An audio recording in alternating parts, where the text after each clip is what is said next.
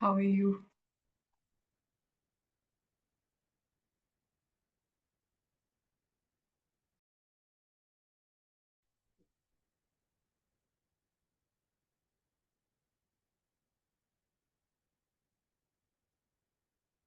Swimming classes join किए?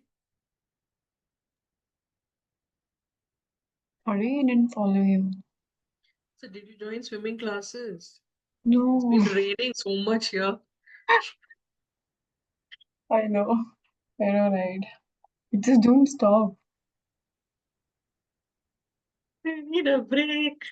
And the weather is so pleasant to like do anything at all.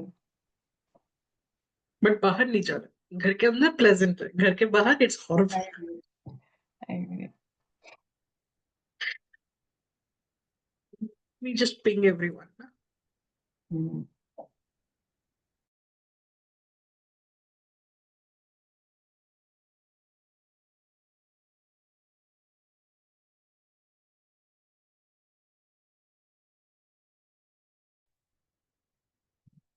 Good evening, everyone. Why are you so happy, Tavalia? It's fine. It's fine. Indoors, not outdoors. Let me answer that for you. She's excited about tomorrow's exam and she is well prepared. My God, Absolutely. Absolutely.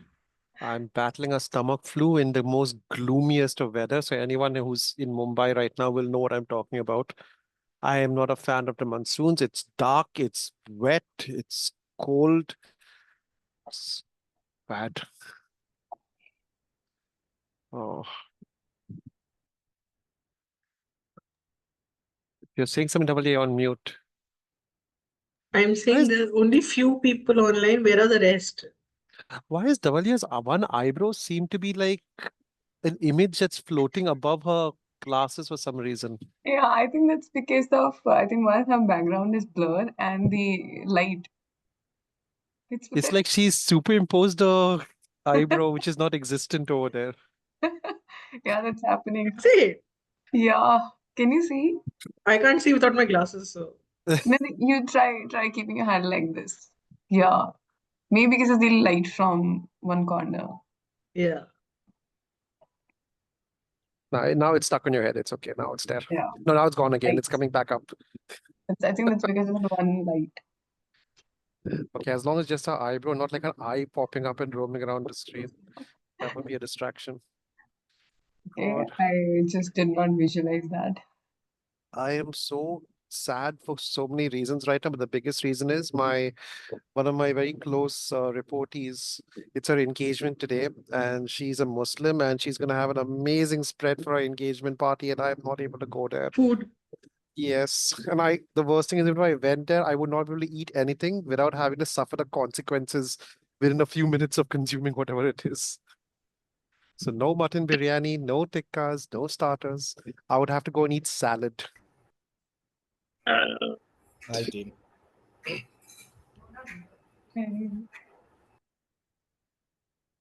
Uh, It's okay, Cliff. Life is tough at times. Everyone is looking so bright. It's just making me feel more dull. I can see Vrishali's big smile, Harish. Everyone is smiling and happy. Have you all done studied something more than I have? Because I don't know what I've We are studied. delusional right now. Delulu is the best I have Sululu. I have not even opened even a single document that has been circulated so far. Uh, probably है ना बिरयानी का नाम लिया तो सबके शक्ल पे smile आ गया. Because there are three Hyderabadis right here on screen. even Vrishali's from Hyderabad. I didn't know that. I'm No. No, I'm from Mumbai. okay. Shivangi, Yes. Soumya, and I are representing Hyderabad. Sarita is also there, but she's not on I'm camera. from Hyderabad. Yeah. Yeah. Okay. So Hyderabad represent. Biryani bolte, we are all happy. Guys, you know you'll need to bring some when you'll come to Indore to meet us, right? Like get a couple. I don't know. Do you all get bucket biryani in Hyderabad as well? Yeah. But that's not good. Mm. Really? That one doesn't taste good, no. I don't know. The Chennai bucket biryanis were amazing. I used to get those for my team when I used to Ch visit. Chennai and Hyderabad biryani is very different. Okay. Because yeah, those bucket biryanis, I think it was a full meal. It was like a whole bucket. Then you had like those chicken 65 starters and some other stuff and other stuff. The bread halwa, oh my God. Bread We need to halwa? stop. No, it's double ka meetha. Cliff, this is 7. It is 7. And अरे we are by stuck. the way, आज Wednesday का open room है कि Saturday का class है? So, See, I'm just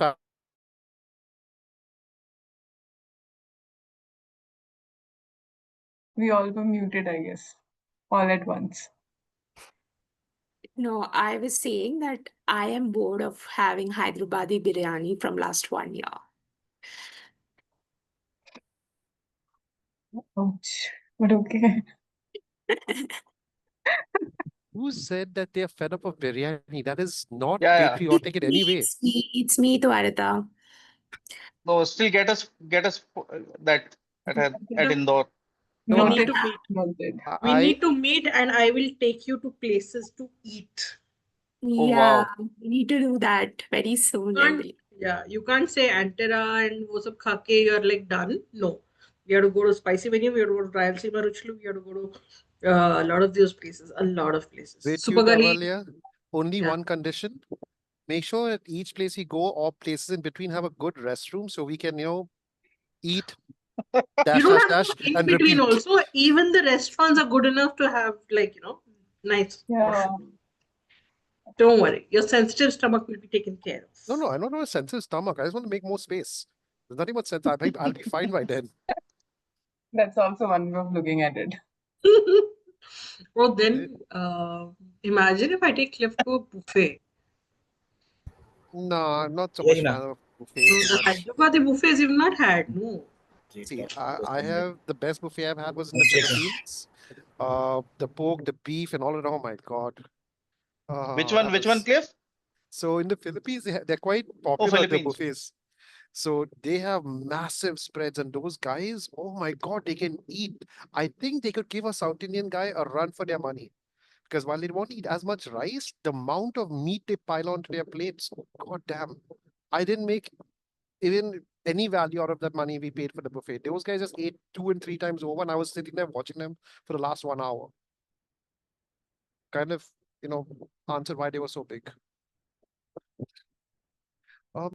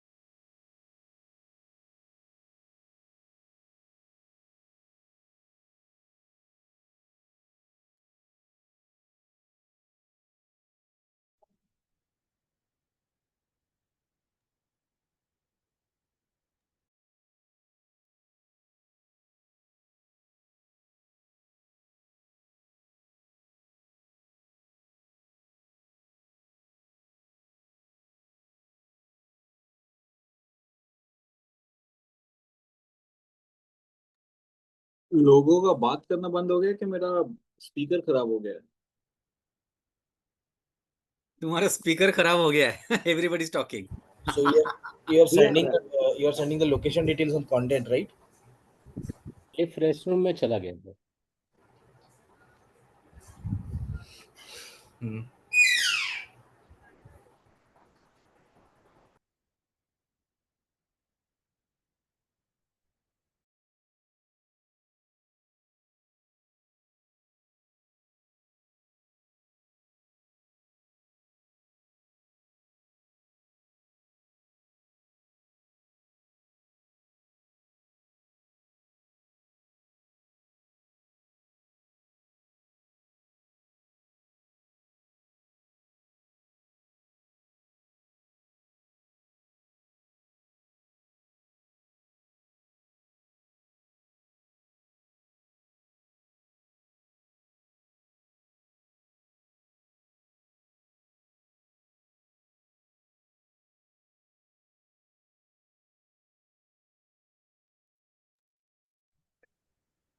Hi guys, good evening.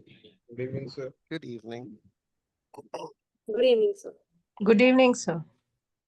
Good evening.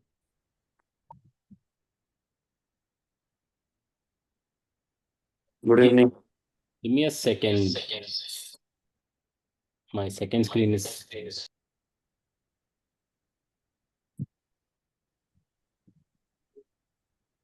All right, much better now. Good evening, everyone. Having a great Sunday, Saturday, and all this talk about biryanis had made my mouth water. Now I'm not in the mood for teaching you guys. Now I'm going to go and have biryani. Today I'm going to definitely order that. I've already got the order from my son to get biryani, so yeah, it's a good plan. Good stuff, good stuff. But I think the missing ingredient in biryani is the rice. I think that is what most people don't like. No, first of all, biryani is only mutton. So that's just to clarify. Anything else is a pulao of some sort. But I think each region has their own rice and it gives it a different flavor. Mm-hmm. That is true. That is true. Super. Okay. We'll wait for maybe a couple of minutes. We have 45 participants, or I think we should begin. I guess we should begin. It's already 7:15. I don't want to be late. All right, good. So, everyone, welcome to day 3, and I think the last session in our small and hopefully meaningful uh, 2 weeks, 3 weeks that we spent together. So I think welcome to day 3. And 1 second. Yeah, there we go. And I think just to probably give you a quick recap, I think day 1 we were talking about all what does basically great creativity and great technology enabled campaigns look like. In day 2, which is last week, we talked about AdTech platforms as a whole. We spoke about how those platforms have transformed the way we do advertising, how we buy and sell media. A little bit complicated, I do understand, but I think that's the kind of difference. But if we were to call it out, maybe predominantly AdTech has transformed your a lot of direct to consumer businesses. And I think today's session is primarily going to be centered around MarTech. So I think that is what we will do for today. Uh, so what are we going to be talking today about? I think we'll be focusing on 3 elements. One is we're going to be going through the story of Ashiana Treasures. This is completely a fictional brand, which I've kind of conceptualized just to draw an analogy. Last time when we did the analogy of the fruit basket, I kind of realized that making it inhuman and just calling it fruit vendor probably was a little more far off, but I think I went all in this time with the analogy. So hopefully this lands a little more better and helps you explain why we need marketing automation or martech platforms. What we're going to do is we're going to do a live walkthrough of a automation platform called as AirOps. And finally, I think we'll go and end up talking about what do you basically do about hyper personalization. I'm going to be focusing more on the outcomes over here, but then you could then say that any of the martech platforms technically can enable these 3 things. So I think these are the 3 key facets that we're going to cover today. If we are all ready and prepared and we've all hydrated and everything, then I think we can just dive right into it. As usual, house rules apply. If you have questions, please feel free to put it in the chat. We'll have a look at it. And I think as far as possible, I'll try to keep the analogy more strategic, and therefore we can basically understand what we are, the kind of different pieces that we're doing. So good. I think let's begin. Just give me a second. I'm going to share my screen. Okay, a lot of windows open. Let me just.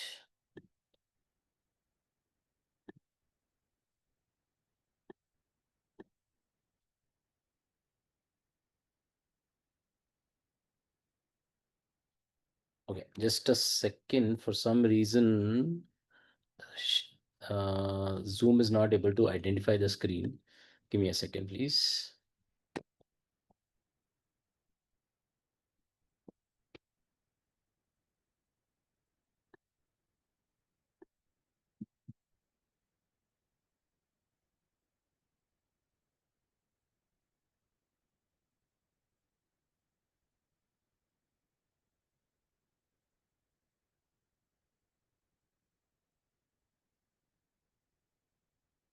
Okay.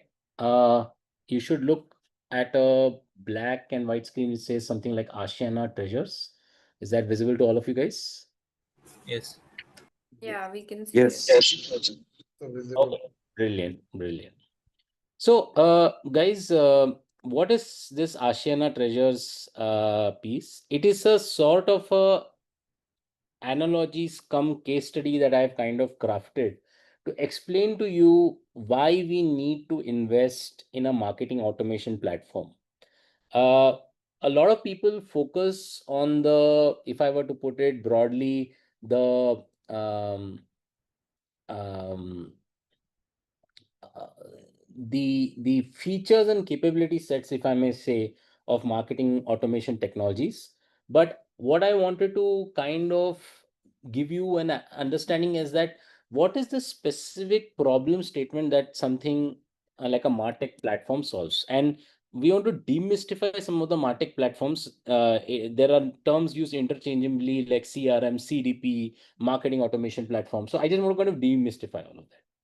But I think fundamentally, before we start with this case study, I first want to kind of draw an analogy of what you mean, what do you, why, what is the fundamental difference between the customer journeys that exist when it comes to, say, for example, and why data becomes important, right? And why customer intelligence becomes important. So now imagine there are two scenarios. Scenario one, and one of you, it could be one of us, and it happens in today's day and age as well. You want to buy groceries for the week, right? Doodh lena hai, shakkar lena hai, bread lena. You have to take milk, bread, sugar, eggs, whatever you want. Now there are two options in front of you. Option one, you can go to the close by Kirana store. You can, the Kirana store is a very small shop where all the grocery products are there. There will be one person, one mama or whoever standing behind the counter. You go to him, you tell him that, hey, I want eggs, I want sugar, I want X, I want Y. That guy says, if he has stocks for everything, he commits it from memory and he says, oh, mere paas ye sab hai, why don't you do one thing, why I will get you all of this. So he just goes and he picks up all of the components, he puts it in front of you on his piece. He then may try to tell you, sir, chocolate chahiye. If he knows you from before, he may tell you something like, sir, chocolate chahiye, ya aapke bacche ke liye ye chahiye, aapki biwi ke liye kuch ye chahiye. That's how he commits to memory. If you're a first time buyer, however, he will give you exactly what you want, and then basically he will get his calculator out. And if he's a slightly more modern, he might have that cash register, sales register, and he might enter everything over there. And then basically he'll tell you, sir, 150 rupees ho gaya, 150 rupees ho gaya, this is my UPI, why don't you pay, and finish it off. So then we go to the UPI, we pay it, we close it, and we leave. Now the second, and I hope all of you can imagine doing this, because we do this, right? We still do this over. Now imagine scenario two, where for the same groceries, now you're going to a modern retail store. What do you mean by a modern retail store? Maybe like a DMart, or maybe like a not Vijay Sales, grocery stores, Vijay Mart, whatever those guys are, or third, a Reliance Fresh, or those kind of a modern retail. Now, how is this experience fundamentally different? Now, when you enter a modern retail store, first of all, you may not have anyone attending to you, right? It is not going to be like one shopkeeper who is the focal point of everything, or one or two people, but it is a self-serve kind of a piece. You actually take a basket, you go through the aisles, you self take everything whatever you want, and then you can choose. Maybe you choose, maybe you don't choose, maybe you like a particular biscuit, and you say, मारी लेना चाहिए कि Oreo लेना चाहिए. Maybe मारी मैं basket में डाल दूंगा. Then after a while you're like, छोड़, मारी नहीं चाहिए, मैं Oreo लेता हूँ, or I drop that and I take Oreo and I put something else. Then after going through all the aisles, spending a considerable amount of time. Now Kirana stores quick. You go there, you tell them what you want. Depending on the rush on the store, you can either get things instantly or maybe with 5 or 10 minutes delay. That's it. And then you finish the transaction and you move out. Modern retail stores designed for you to go through the aisles. You spend at least half an hour in the supermarket looking at the different components. Then you come to the checkout counter where there will be like 4 or 5 checkout counters. there. Then the person at the checkout counter, either it could be a male or a female, he or she would politely ask, they will start scanning all your products first. Sorry. Then as a scan happens, the bill comes. But before they give you the bill and the total amount, they smartly say, sir आपका phone number बता दीजिए, हम लोग आपका phone number record करेंगे. Then they take your phone number and then they basically put it in their system and then they give you a total and then they give you options. Sir, UPI पे करोगे, credit card पे करोगे, multiple different forms of payout, right? And they put it across. Now, why is this analogy important? Because the Kirana store is one human guy using memory because he's extremely hyper local. He serves his local community. He tries to basically remember stuff from memory, and he's only concerned with the sales of goods, but he does not think of consumer or he has a very different approach to consumer relationships. His consumer relationships is restricted to the choice of products that you purchase, your extended family, your connectors. Maybe you want to get connections. Maybe if you have to extend a line of credit, so that when your kid comes to buy something, you will not take the money from the kid, but you will take the money from the parents. Correct? There is a form of customer relationship. Now, the same customer relationship in a modern store is much more formal. It is more transactional. It's more phone number led and data led and all of that. So when we talk about implementing a MarTech platform, essentially it is about transforming your Kirana store to your modern retail format. But this was a physical store analogy. We are now talking of a digital store or a e-commerce store. Technically, a MarTech platform or a CDP platform can be omni-channel, which means it can serve a customer, which is like, say, for example, Chroma, which does business both on online plus offline, right? It technically all of that complexities can be there. But the simplest analogy that I would give you is, how do you transform uh, uh, a store which is like a Kirana store format into a modern retail format? That would be the analogy. So let's look at the specific example that I've crafted called as Ashiana Treasures. And let's try to imagine this. And then from there, basically, maybe hopefully the need and the importance of a CDP CRM platforms becomes very, I hope it becomes clear. Now, imagine that there is a business entrepreneur, Ananya, and this Ananya could be any one of us, right? It could be you guys. And Ananya had a dream, and she wanted to basically create a e-commerce store which is talking about bringing the beauty of Indian craftsmanship to all the homes through her online store, which she calls as Ashiana Treasures. Now, she has a varied assortment of products from vibrant Jaipuri quilts, maybe dinnerware, Mysore paintings, different stuff. But as you guys are probably aware, and there's a specific reason why I took this category and not grocery. When it comes specifically to home decor or craft led stores, the personal relationships and your customer stories, like customer one might like something from the Karnataka art and handicrafts, but customer two might like something from Jaipur handicrafts. Customer three might be super affluent and wants to have a sample of all the different types of cultures and subcultures in India. So it is a very personalized selling that happens.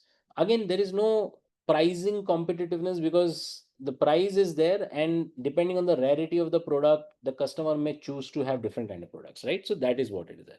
So essentially what we're trying to say is that, how do you understand the preferences of the consumers? Second one is basically, how do you ensure that every interaction is tracked? And now let's look at like 3 or 4 different types of customers that are there. There is Priya, there is Rajesh, there is Samir, there is Geeta, and we are basically looking at all of these guys, right?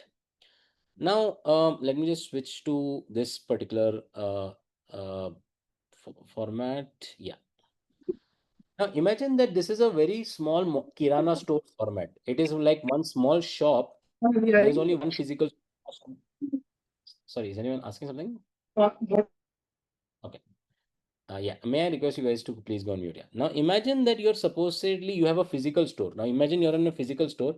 It's like one of those stores in a busy street where there's all of these different products, and this is owned by Ananya. And now a customer walks into this particular store. But now imagine that this Ananya has absolutely no investments in any platform, and everything is tracked manually on Excel sheets.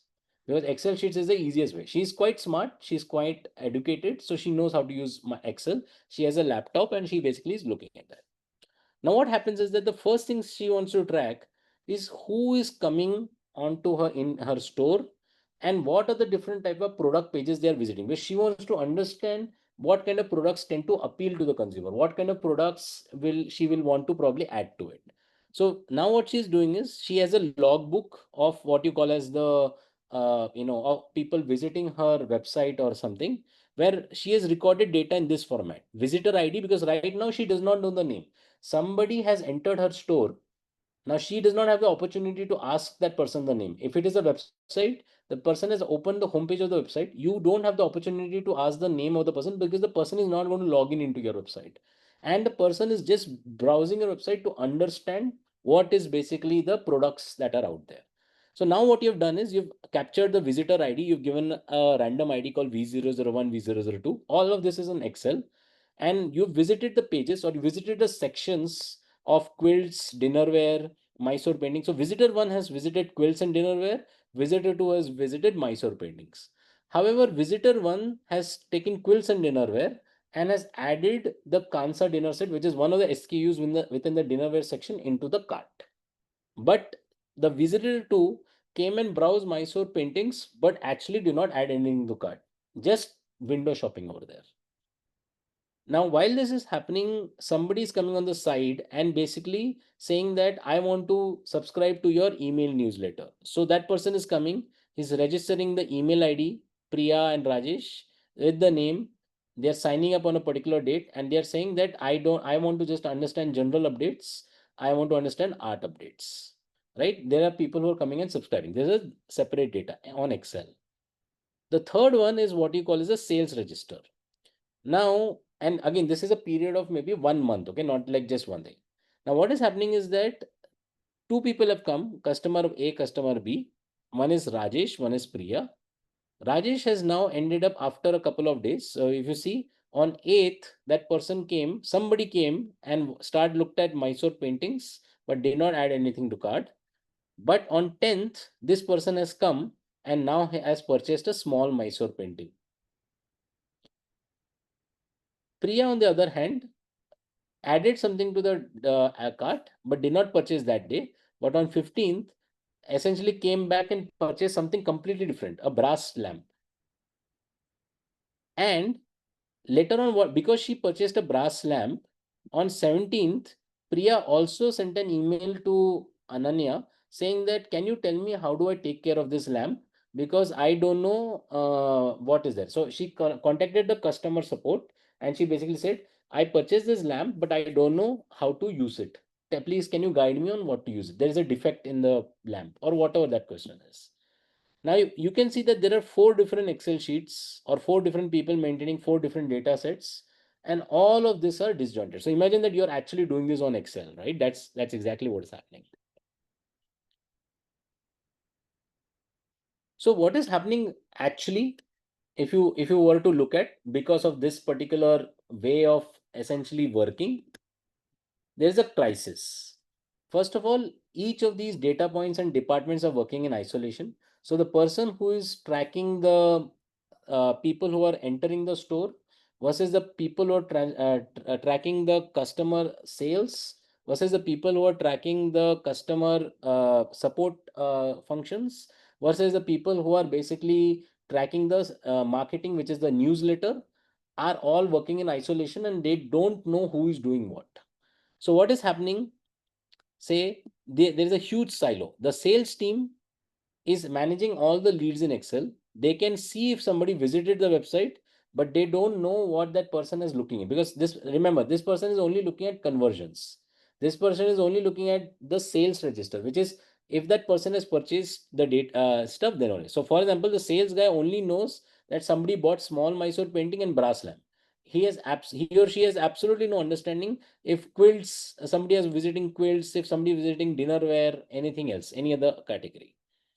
The customer service is now handling inquiries one by one. that person has absolutely no context about the purchase history. That person does not know when did the purchase. So that this person does not know when did Priya essentially purchase the product, because this person only has the customer email ID. Imagine somebody is sitting on email and is just addressing the email. So this person does absolutely does not know anything about that. The marketing team again has absolutely no understanding of the customers. They are just sending random newsletters saying that today there is this offer, there is this discount, and the finance team is basically tracking revenue but can't understand which customers are profitable, what is the ROI, etc., etc. And therefore, what is happening is that now say the example. So Priya here. So for example, Priya was looking to buy the Kansa dinnerware. If you remember this data that we put, she browsed through the quilts and dinnerware pages and then added Kansa dinner set to her shop, but she left without buying. And sales had no idea that she's a hot lead because she's trying to essentially purchase that particular product. Nobody tried to sell her or purchase, tell her ki bhai, why don't you buy this dinnerware, right? If she was so interested, why don't you buy that?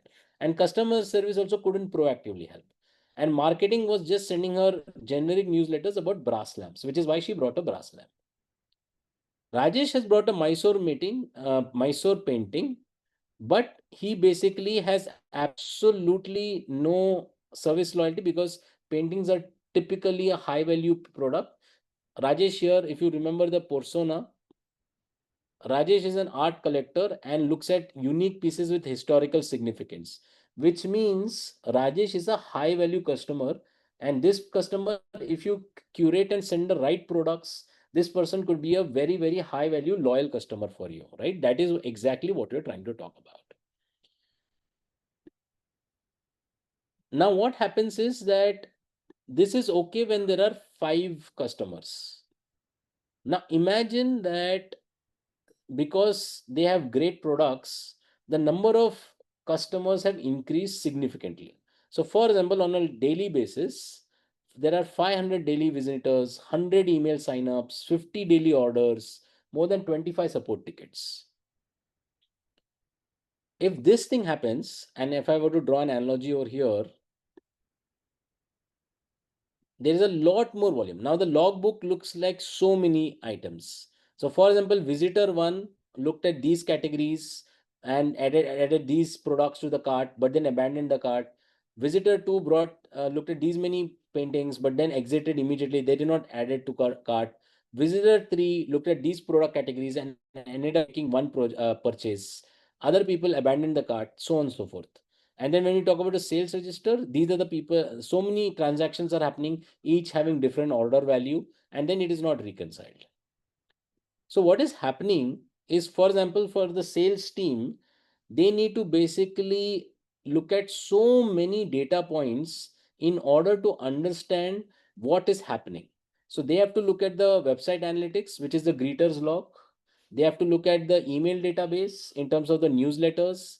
They want to match the order record. So imagine there are 4 Excel sheets, each on different data. There's an email, inbox. You have to manually go on every platform, every data set, and try to understand, oh, what all did Rajesh do for me? When we talk about customer service, Geeta has called out about her delayed dinner set. Now, she has basically tried to place an order for a dinner set, but the customer service operator does not know that this person has actually ordered 3 times before. She has ordered multiple products. She always leaves 5-star reviews, which means she's a great advocate of the brand. She's also referred 2 friends who have become customers. And this is her first ever shipping issue. This is the first time she's ever issued thing. All the customer service person knows in the absence of a CRM or a CDP platform is that Geeta has a problem with her current transaction. Marketing team does not know which campaign or which email actually led to the purchase. They are every week, they are like sending emails, hey, discount, this offer, these products, but they have absolutely no understanding what are the what is basically selling. They have, and it is a generic email blast that they are sending to the entire email database. There is no smart segmentation. Like they are not segmentation saying that, oh, if there is somebody like Rajesh, then I want to send only high value curated stuff. Like Rajesh will not be interested in selling if you sell some dinnerware. But Rajesh will be very interested if you have a high value, say, home decor set that you want to sell it to that person. So different people will have different types of pieces. Like for example, Geeta Patel, she will not at all prefer if you send her a high value Mysore art painting. She is a very sasta and tikau. She wants to see practical stuff. So she wants to see dinnerware and very, very simple, simple stuff, right? That's the kind of personas that they are building over there. So what happens is that because currently as the scale is growing, it is humanly inefficient and impossible to have this one view of the customer. Plus, it is a nightmare for people to understand, which improves better service, which is when you basically invest in something called as a customer data platform or a CRM system as a unified customer intelligence engine. Just 1 second. Yeah. So what does the CDP actually do? When you implement it, of course, there's a technical implementation one-time cost involved. But when you implement it, you have one view of the customer. So what you will see a unified profile of say a Samir or anybody. What you do is that from the time that person visited your website, it has been tracked that this person visited your website, it viewed Mysore paintings and didn't abandon that in the cart. That person then signed up for email. Then that person basically clicked on abandoned cart email, viewed painting A and rug B, then ended up doing a purchase, did a customer service inquiry, and also ended up with a product review. So the entire life journey of the customer journey, which we call as customer journey orchestration, is now unified in one single platform. So all the hard work around data reconciliation. Now imagine there are cancellations. I'm not even considered all that. Imagine there are cancellations. Imagine there are product problems. The person has purchased a product and then there is a recall that is there. Imagine that there are 10 customers who have purchased the same product and basically those products have led to be defective, which means you have to track it back to the batch order that you've created and you have to do that. So how does all of this happen? It happens through a unified platform, which is a marketing automation platform that is basically called as a CRM CDP. So when you invest in this platform, and this is just one of the platforms, okay, they're different. What will happen is that you can now look at the consumer complete journey. Now your sales team already understands a deep profile of the consumer. Your sales team are now able to cross-sell, upsell very, very efficiently. They are able to convince convince your customer to say, for example, refer his or her friends, increasing the loyalty value of Samir. Now your customer service people become extremely good experience champions. Now we know the difference between e-commerce website A and e-commerce website B. If you ordered a product, it did not come on time, there is delay, somebody raises a complaint. If the person on the phone is very polite, talks to that person very nicely, logically, and you can think of your own experiences when, say, for example, a Flipkart or a Swiggy has given you a poor experience. When that customer service happens, it retains the customer. The customer then doesn't put bad reviews online because out of say 10 people who have had a positive experience, maybe only one person will put a positive review. But out of 10 people who have had a bad experience, maybe 7 people will put a bad review. So it is very easy to get reputational damage, but it is very, very difficult to get a positive review. So by making sure that your customer service has all the data at hand, training them properly with one unified platform, you're able to ensure that the experience of the consumer is standardized and it is really, really good.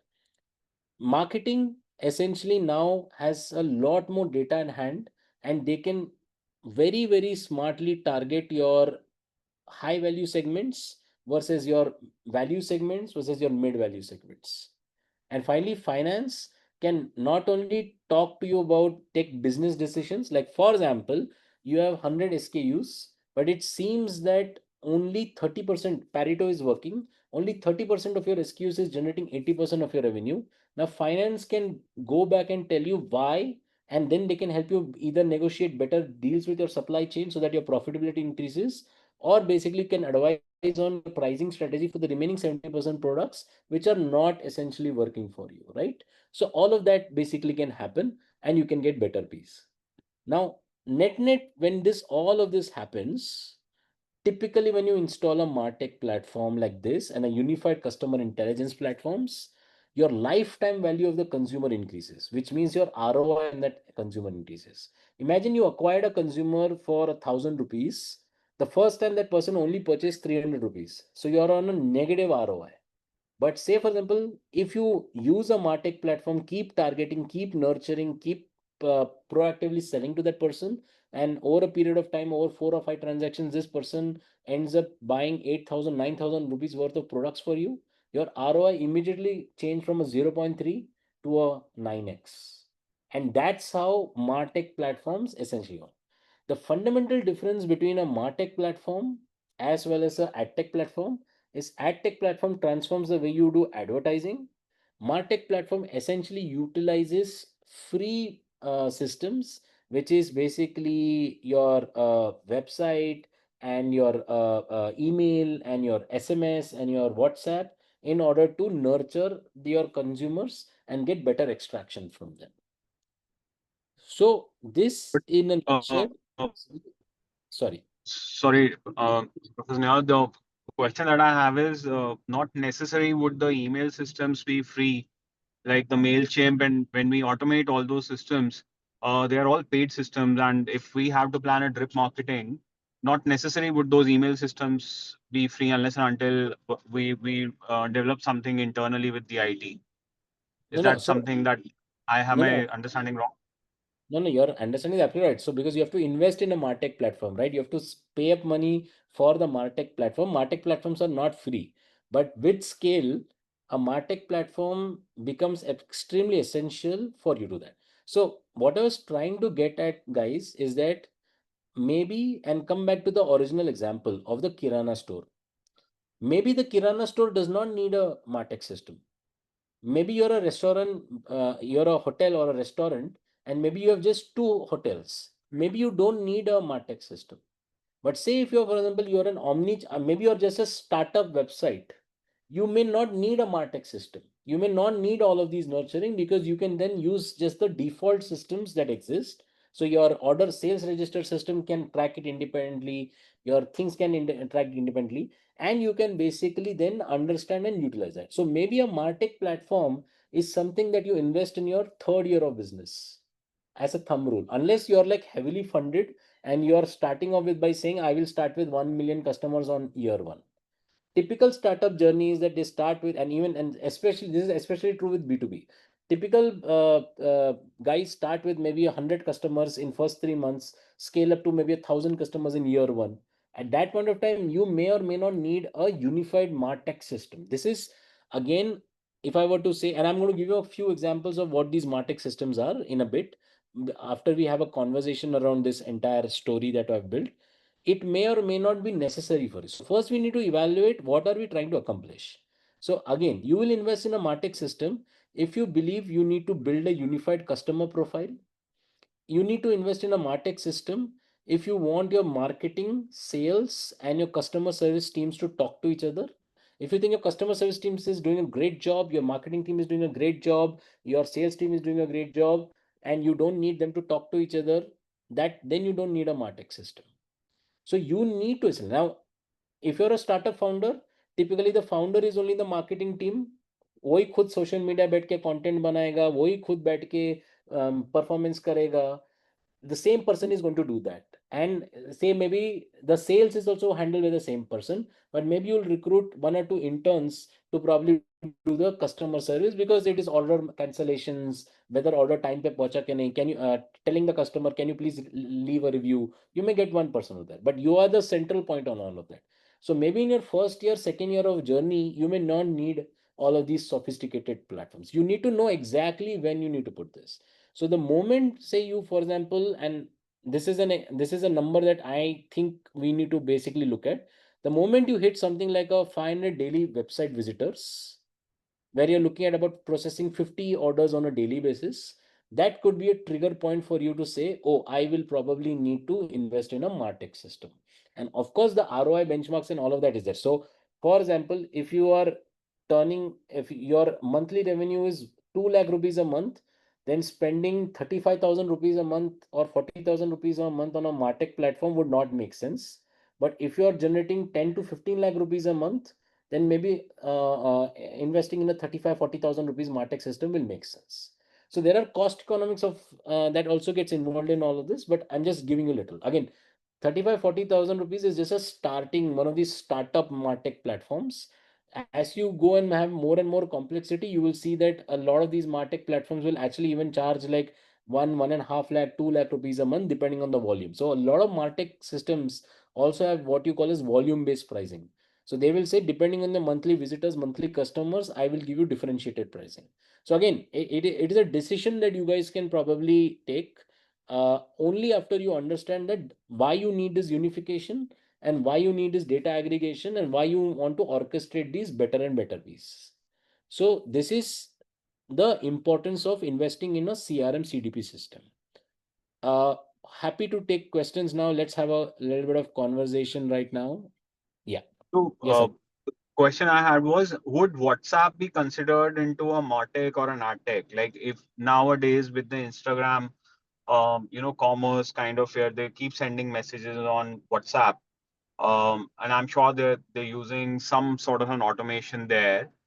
But when we integrate WhatsApp with brands, we work through Yellow Doors and all those vendors where they integrate chatbot and they integrate offline to online kind of shopping experience. So I'm a bit on the fence. Do I consider that as MarTech or an AdTech? Sure. So WhatsApp is a communication interface. Now, let me ask a question, and it's not personal, but WhatsApp पे आप कितने बंदे बंदे बंदियों के साथ chat करते हो या कितने के साथ आप एज एन इंडिविजुअल मैनेज कर सकते हो 50 people 60 people 30 Yeah. people so if you think you can manually WhatsApp 30 people and engage with them on a daily basis, you don't need an automation software. So it may appear as if there's an automation platform behind it, but it could be very well one human person sitting and just replying to the WhatsApp. But if there are 1,000 people sending WhatsApp on a daily basis, you will need to invest in a marketing automation platform. That is when they use these chatbots and all those automated platforms. Now, yes, 90% of the chats that you see from businesses that come on WhatsApp typically comes from some sort of a automation platform. It may not need be a unified marketing automation platform because there are standalone WhatsApp chatbot systems that are also available. So guys, that's what I'm trying to say. Please Correct. understand there is difference. You can see that there are certain platforms which will do only one part of the automation. So for example, I don't know if you know, you've heard of these guys called Odoo. Have you heard of Odoo, guys? Yeah, I use Odoo. Yeah. So if you see, Odoo is an entire ecosystem of MarTech solution, automation solutions. They would be considered as some sort of a MarTech platform, but they are not necessarily a unified marketing automation platform. Isn't it an open source? Sorry? Isn't Odoo an open source software? Like I can do my accounting and everything. It's not necessarily it's pertaining to marketing only.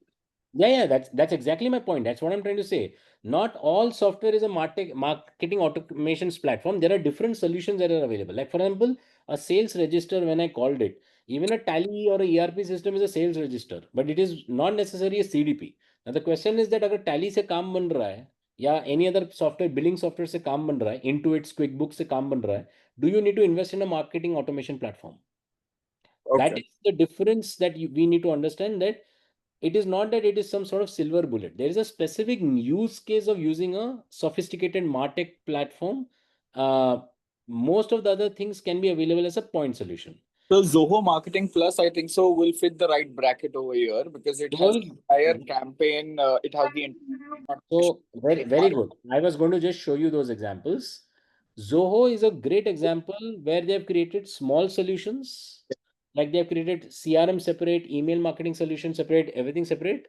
Plus, they have created a marketing automation system separate. It's a higher tier pricing that you have to use. Yeah. So what is happening is, depending on the scale and the kind of life stage, business life stage you're on, you may or may not invest in these point solutions, or you may invest in a unified marketing system. So MarTech system specifically comes when you're solving for those three use cases that I talked about. One, your customer volume is very big. It is like more than 500 visits and more than 50 customers that are happening every day. Second one that is there is if there is a lot of silos that are happening, your customer service team does not talk to your sales team. वैसे there are, by the way, 1,000 crore companies which are based where the marketing team sits separately, sales team separately, your customer service team separately, और उन लोग अभी भी काम चला रहे हैं. They don't have a unified platform. And then they go to a Deloitte or a EY and they take hundreds of crores of rupees, where then they tell them that why don't you invest in a CDP CRM system? So, when we have all these stories of all these consulting firms making these 10 crore, 20 crore monies, and I hope there's nobody in consulting here. I'm not trying to demean, but that is what it is there. You basically consult with 1,000 crore company that, boss, your organization is 4 different silos. Let us invest in this marketing platform that will unify all of this. So that is what they do. So, like I said, it doesn't matter what stage of it. It's about that technology bent of mind, and it's about solving that specific problem about consumer data unification as well as that. Now imagine that, and now this is why even the ROI of a MarTech platform is not always true. MarTech क्या कर रहा है? Data unification कर रहा है. But after the data unification, if your customer service team gets a complaint from a customer, logs in your MarTech, actually देख रहा है कि this person is a loyal customer, he's been purchasing 20 times, but same stupid response दे रहा है, अरे sir नहीं होगा, ये हम रिटर्न नहीं ले सकते हैं, आप अभी ये आपका कुछ होगा नहीं, आपको कंप्लेंट डालना है तो मैं टिकट बना देता हूँ, पर आपको कोई और हमारी दूसरी टीम आके बात कर लेगी. So it is not that just because we invested in the MarTech platform, the world will change. MarTech platform solves a specific problem. After that, you have to, of course, upskill, cross-sell the people who are going to use that platform, right? If you have 10 users, if you have a team of 10 people or 20 people, just make 5 marketing, 5 sales, 5 customer service. Those guys need to sit and actually understand why we are investing in this. The biggest challenge that we have is that there are hundreds of MarTech platforms, and every CMO, CEO, CTO thinks, oh, I will take some money out of my budget and invest in this platform, integrate it, but later on then nobody uses it for the intended purpose. The biggest problem, if you ask me, is not identifying what MarTech platform to implement, but actually getting our people to adopt and utilize it. But that's a story for another piece. I have a question. Yeah, go My on. question is, what defines a MarTech platform? Because in the previous session, you gave an example that Swiggy bhi ek tarike se MarTech hai, though they are not, but indirectly from an ad set perspective, they are a MarTech. Okay. So what exactly defines a MarTech is something that I want to understand. Sure. So technically, any platform that utilizes technology to automate or bring about efficiency in the way you do any marketing function is basically what is a MarTech platform. So technically, even an email automation platform is a MarTech platform. But in that is a broad sense of the definition. In the real world, nobody says that email automation is MarTech. In the real world, people talk MarTech in terms of CDP, CRM systems. There are specific platforms which they call as a adoption of a MarTech platform. If I just add in, so generally, an email marketing platform is just one component of a proper marketing system, marketing stack. That is The correct. CRM CDP forms the hub of the entire system with the email marketing platform, event registration, and so many other systems integrated into it. And like you were saying, Mr. Nihal, most clients, most companies, they invest in a very powerful system, a marketer, a local, hoping that it solve their problems. But the biggest problem they have is they use it as a batch and blast system. They just send one email, but the platform itself has the ability to automatically send out communications based on engagement behaviors, pulling in from the CRM, understand a customer, what type of products, and so on. So it's about configuration, setting it up. So all of it forms a whole market stack, if that makes sense.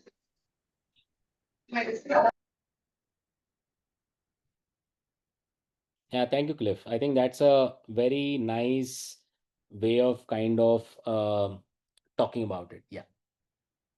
Any other questions, guys? Yes, I want to know which platform for MarTech and AdTech is appropriate when you're dealing with B2B business and you're dealing with high-end products, equipments like medical products or other like CT scan, MRI. So Ritu, again, I'm telling you, it is not the MarTech platform. It is the use case that you have. So remember what I said, data unification. Why is that? Right? Second one is basically having a one view of the consumer. So when you talk about, say, for example, uh, medical platforms, and I'm just hypothesizing, I don't know about the industry so much.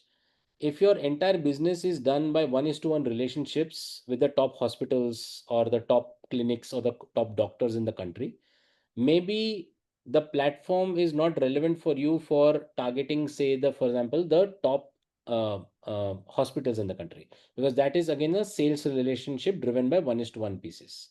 There, investing in a martech platform would be actually counterproductive.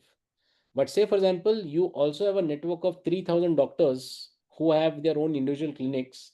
Managing that 1:1 relationship is not scalable, because if one sales guy knows 30 doctors, then for having that 3,000 relationships, you will probably have to have 100 salespeople, which is a huge cost overhead for you.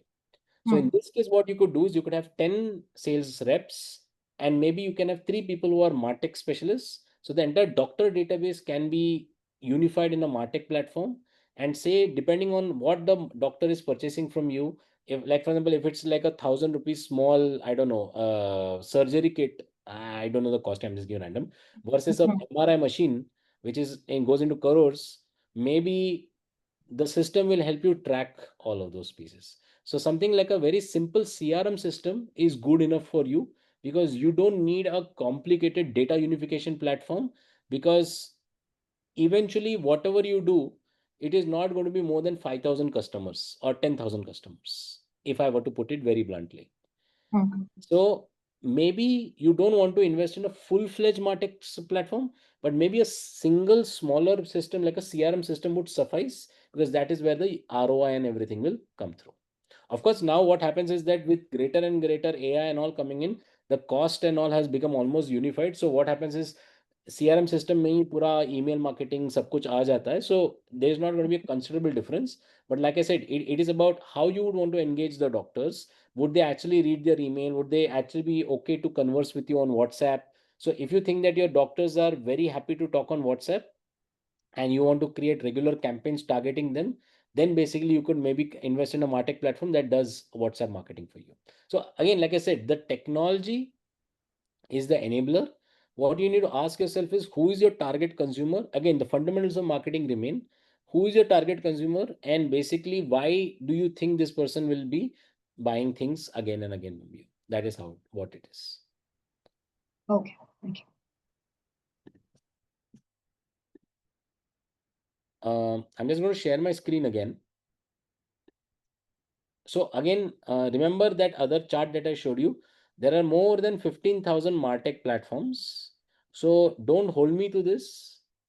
But I can tell you that when we talk about basically the top MarTech platforms, these are these 7 or 8 which are known in the industry. There is Salesforce, obviously. There is Adobe Marketo.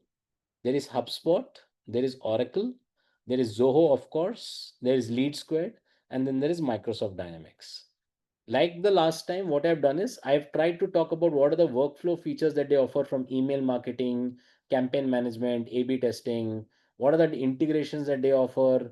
Typically, if you were to ask me, all these platforms typically can do everything.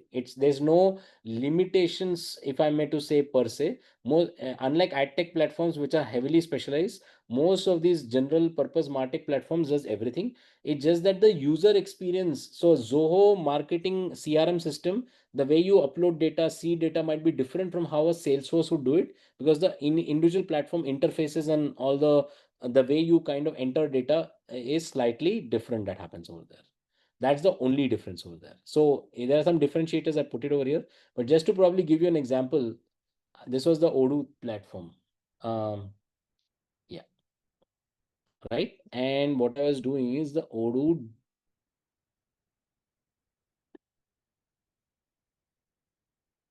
Yeah. So Odoo has all these individual. Is there a link where we can access all the documents?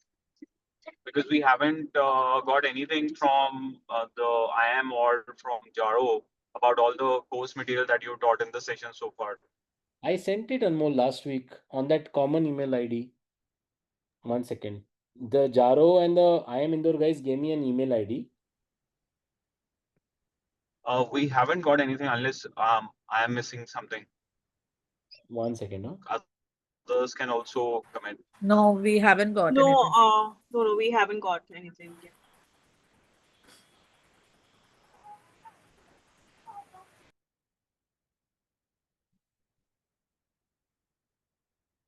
EPM AIDM 2025 batch 2. Is that your group email ID? At imidr.ac.in? Yeah, it is the ID. Let's share the ID in the chat so that there should not be any It has confusion. restricted access, so I'm sure they would have given you. Yeah. Okay. Oh, yeah. Oh, okay. Okay, I sent the email. I didn't see it. So I sent the email 6 days ago, and 3 days ago, the mail delivery failure came. Usually, mail delivery failure comes instant. Yes, it has restricted access. It has restricted access. Okay, hold on. Let me do one thing. Jaro's CRM is slow. Sure. Give me 1 second, guys. What I will do, hold on.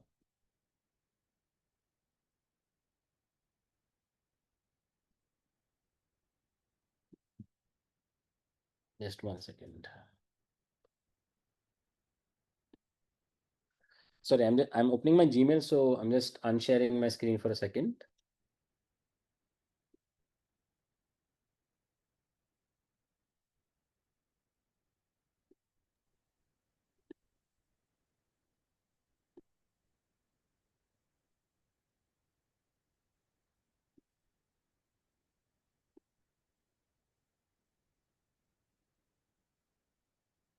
Okay, I created a Google Drive where I've uploaded all the session material till last week. What I will do, and after today's session, I will also upload today's material into this drive. Can you just open, one of you or two of you can open this drive and check if you can access it? I've just put it on the chat. We can. Okay. Perfect. Okay, sorry guys, I didn't notice the email delivery failure. Oh, 3 दिन बाद, मतलब 2 दिन बाद आ गया तो I missed it. Yeah, sorry about that. Yeah, No it's a perfect problem. example of siloed approach by Jaro and I am. We've been chasing that. Okay. Okay, let's come back. Yeah.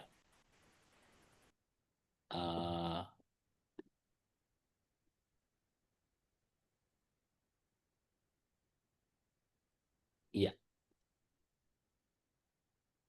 So this is your Zoho, and as you can see, right, they have basically a mail service. They have certain products which are specifically for, so they have different services which are point services. Like for sales team, they have individual products. For marketing team, they have individual products. And like for example, Sales IQ is their chat product that is out there. So they have individual. But if you see this marketing automation, this is your all-in-one. So when I say what is a MarTech platform, typically these kind of products are a end-to-end kind of a process, because now nobody really buys these platforms on silos unless they don't have a specific need. So everything that you want in a particular MarTech platform, from lead capture to this relationship management, everything basically comes in one single platform over here. So I'm again going to put Zoho marketing automation in the chat, and we'll just quickly also look at Odoo for a second. So Odoo also, if you see here, all the websites, CRM systems, rentals, sales. So sales system is like the sales register that is out there. And you have very competitive pricing as well with Odoo. So these are the kind of platforms that are available over there. Right. And if you see all of these, so there are specific finance related solution. So finance is accounting, for example, accounting and invoicing. These are solutions which are basically equivalent to a sales register. Your marketing is basically all your platforms which are in silo for marketing system. So for example, email marketing system, it has a specific platform which will only send emails, but it is not advanced because you cannot do audience segmentation on this. It is just very simple. एक email database low, you take all the emails, you put it over here, and then you basically push it over. I believe there was a demo Odoo platform. I used it, yeah.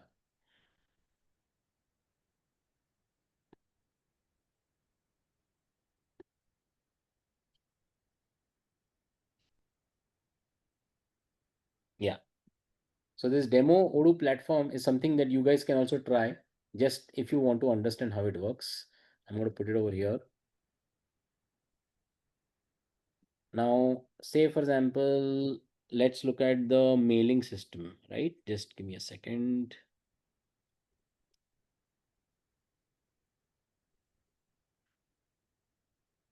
Email marketing.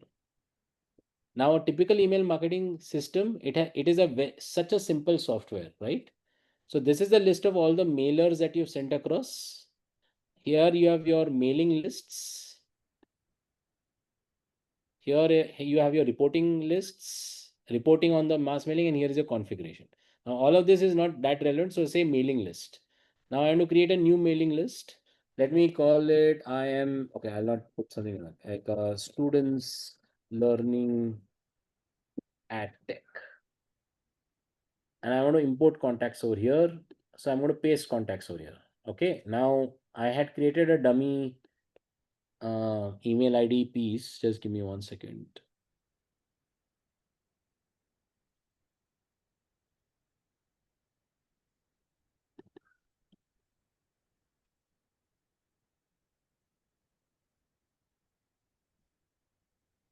Okay, so I used Excel concatenate and I created like an email ID of like what 100 people.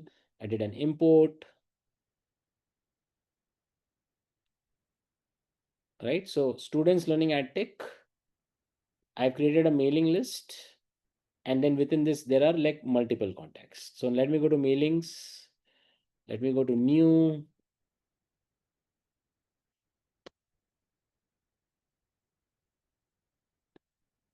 Students learning AdTech. There are 188 emails. What is the subject? Discount on the next AdTech session. Very simple subject. You put a schedule. When do you want to send it? You can choose it on a particular date. So it does email scheduling. So you can say, let's put it on 8th of August or whatever. Schedule it. You can select any one piece. Let's say, let's check this coupon code template. There are, and most of the platforms are typically similar. You can obviously edit it, but I'm just giving you a top level. So $100 off, I can say $200 off. And early bird offer, right? So you can edit an email template, and most of the email marketing platforms as well as the marketing platforms are able to do that.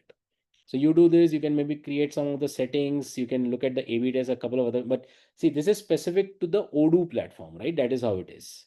Now then what I can do is I can say send message. Sorry, not send message. Where is it? I think because it's a demo platform, I'll only get to test it. I'll not able to send it actually. But yeah, it will then go now into the queue and it will then start sending it at some point of time in the whatever piece. So if you can see, it is now come over here. So it's come over here. It is now in the queue and it is basically going to send it out. Now I'll just click on this, which is a demo on what is a piece which is already sent. So they've created this demo and they've sent this already, and they've given an analytics that 6 emails have been sent, 1 email could not be sent. So you can see all of these emails. So again, a very simple email marketing platform. As you can see, all the email ID curation, everything. The reason I specifically opened Odoo is because in Odoo and any email marketing platform, even like a MailChimp, there is very little data or there is very little options for segmenting the platform, right? There is or segmenting the audiences. It is just a blast. It's like a broadcast medium. It's not smart. So, for example, coming back to the Ashiana, treasures ka concept, for the art collector persona, you want to have a different communication. So if you were to say segmentation, targeting, positioning kind of a concept, for the art collector, there is a separate piece. For the what you say, the value conscious housewife, there's a separate communication and offer you understand. So all this intelligence can be built. In fact, marketing platforms go one step ahead, and because you're linking it to the specific actions on the website, you can trigger emails when somebody has added to cart but exited the website. So you can have a trigger which says anybody who's added a product to the cart, but say for example not purchase that product, please target them and send it. So you can create these dynamic customer lists as well, if I were to put it across, unlike a static email marketing platform. So that is the fundamental difference between both of this. So, so far clear with me, guys? So with this, I think we finish like the first part of the entire piece. I also showed you that there are a couple of platforms like Zoho, etc. I've created a comparison chart. I will share it with you guys in the drive folder that we've put across, so you can read it at your leisure time.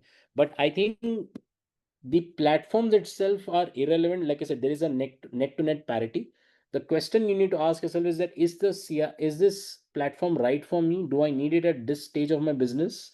Is there a problem statement with data unification of customers? Am I okay if my sales team, my customer service team operate independently? Is it actually, are there no complaints whatsoever? What are the challenges that I'm currently facing? It solves a specific problem. Unless it solves a specific problem, it does not make sense for you to invest in a MarTech platform in its entirety. Hi. So, sorry, quick question. So, the Odoo platform that we just discussed right now, does this provide integration? I'm just curious. I think Odoo does not give an integrated marketing platform. It gives you point solutions, but it is open Okay. source. So a lot of Okay. people prefer that. Yeah. Okay. Yeah. Okay. Cool. So I guys, have a question. yes, go on. So, actually, HubSpot is also a CRM, right? HubSpot is not just a CRM, it's an entire marketing automation. I included it as part of my piece. If you want, we can just go through it quickly. So if you go to HubSpot, And my everything question from is building a website.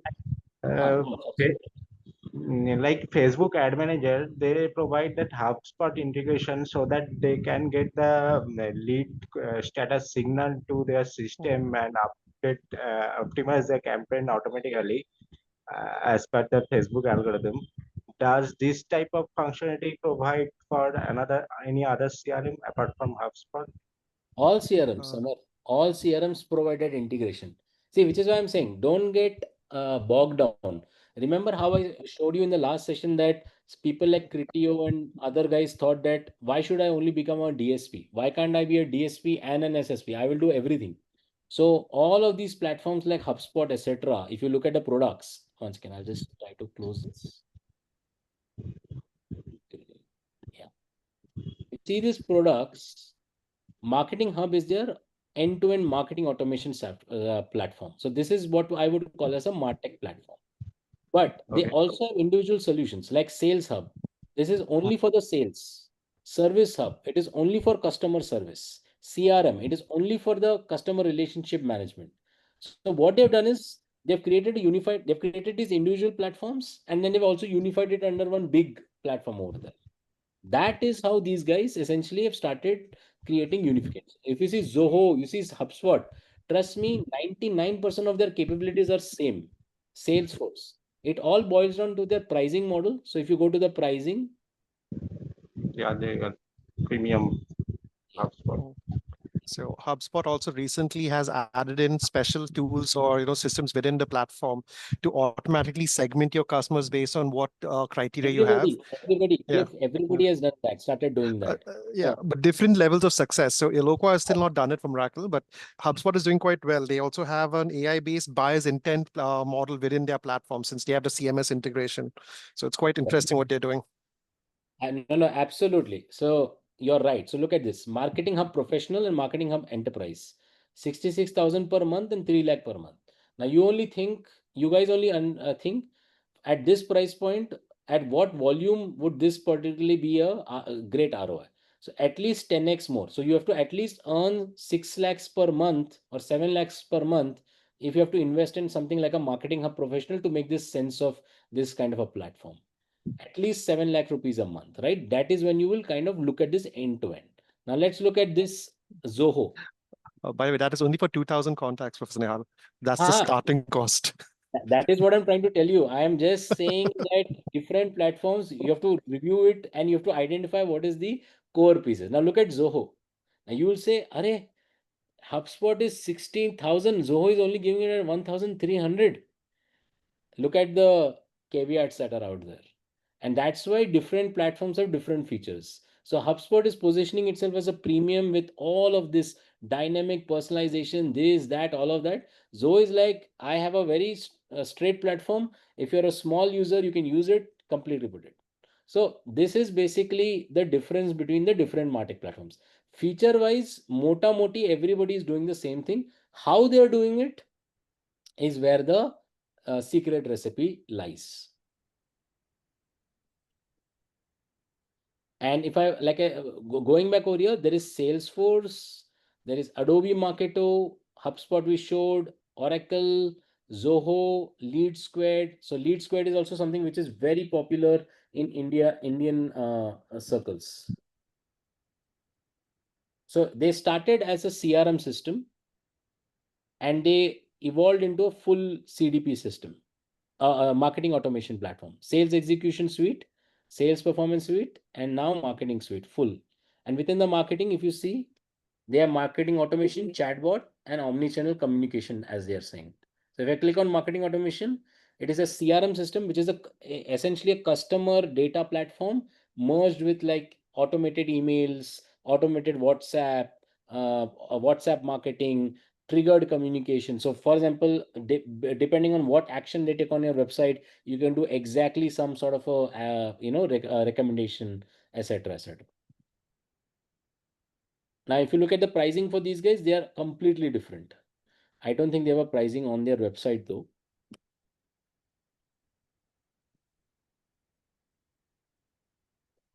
Yeah, there you go. There is. Now look at this. Marketing Pro 90,000. They are even more expensive than HubSpot. But for the enterprise level, Marketing Super, they are cheaper than HubSpot. HubSpot, if you remember, was 3 lakh rupees. But these guys are 1,59,000. So if you see a lot of the big banks and other, if you see their what are use cases, healthcare, somebody asked about healthcare. So they will have specific use cases where they have adopted their marketing automation platform for hospital and clinics and other pieces over here. Education, financial services. So all of these platforms have started giving you those solutions. So when you're evaluating them, you go back to the sheet that we're talking about. Can you are you supporting email marketing, lead nurturing, campaign management, A/B testing? Do you have CRM integration with third-party CRMs, or do we have to buy your only CRM? So, for example, when you buy Lead Squared, I don't think they allow you to integrate with third-party CRMs. You have to use Lead Squared's only CRM, right? These are small things, but it stacks onto your cost. And it basically restricts. So, for example, if you already have a Salesforce CRM, then integrating with Lead Squared means double. It's a duplication. So that's how it is. And they have created specifically industry specific solutions. I think HubSpot also does something similar. Okay, maybe not HubSpot. Yeah, that is how it is. Yeah, there you see. Yeah, there you go. Cool. All right.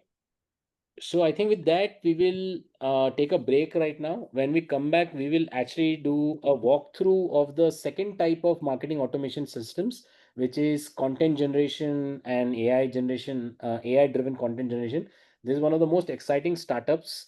It is not like a legacy enterprise software. So hopefully we can see how this will completely change the way things are done. And I think towards the end, we'll talk a little bit about personalization. All right, so it's 8:20 right now. We will return back exactly at 8:30 p.m. and see you guys in 10 minutes. Please hydrate yourself, take a bio break, drink water, wash your eyes, don't stare at your screen too much. So let's do all of that and come back. All right. Okay, super.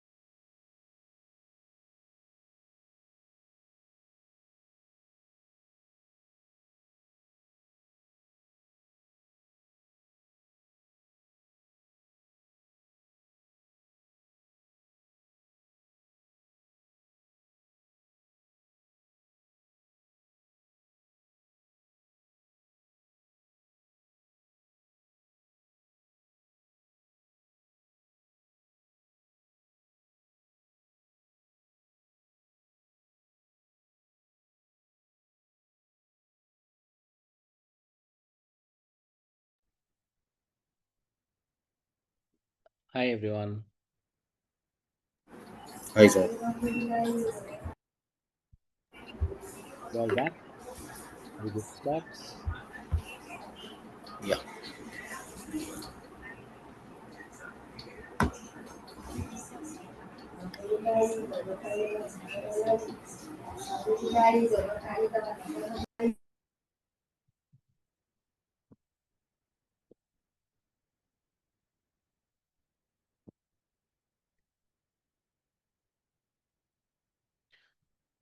Okay, we'll wait for a minute and then we'll start at 8:35 sharp.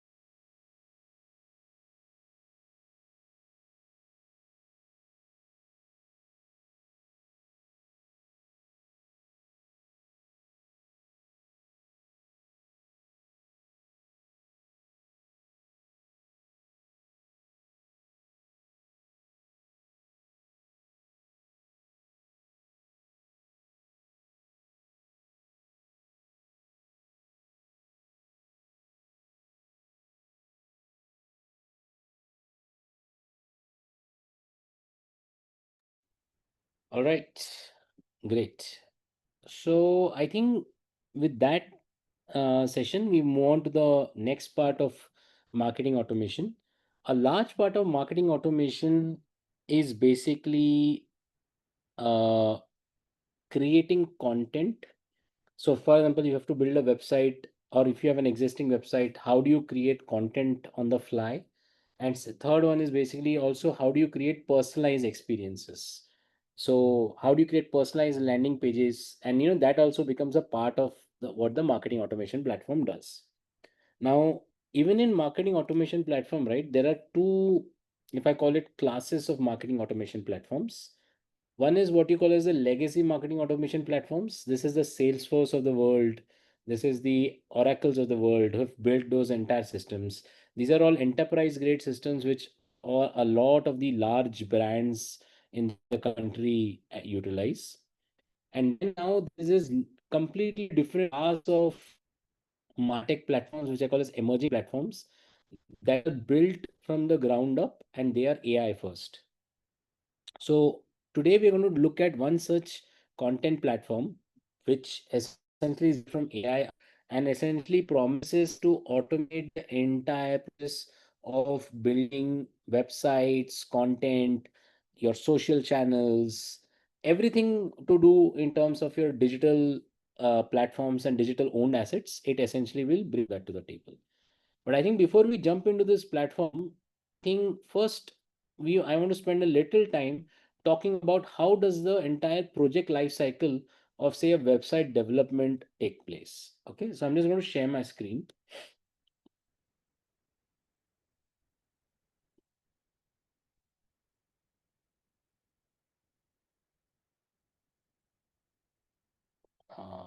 Are you able to see my screen? It says website development workflow. Yes.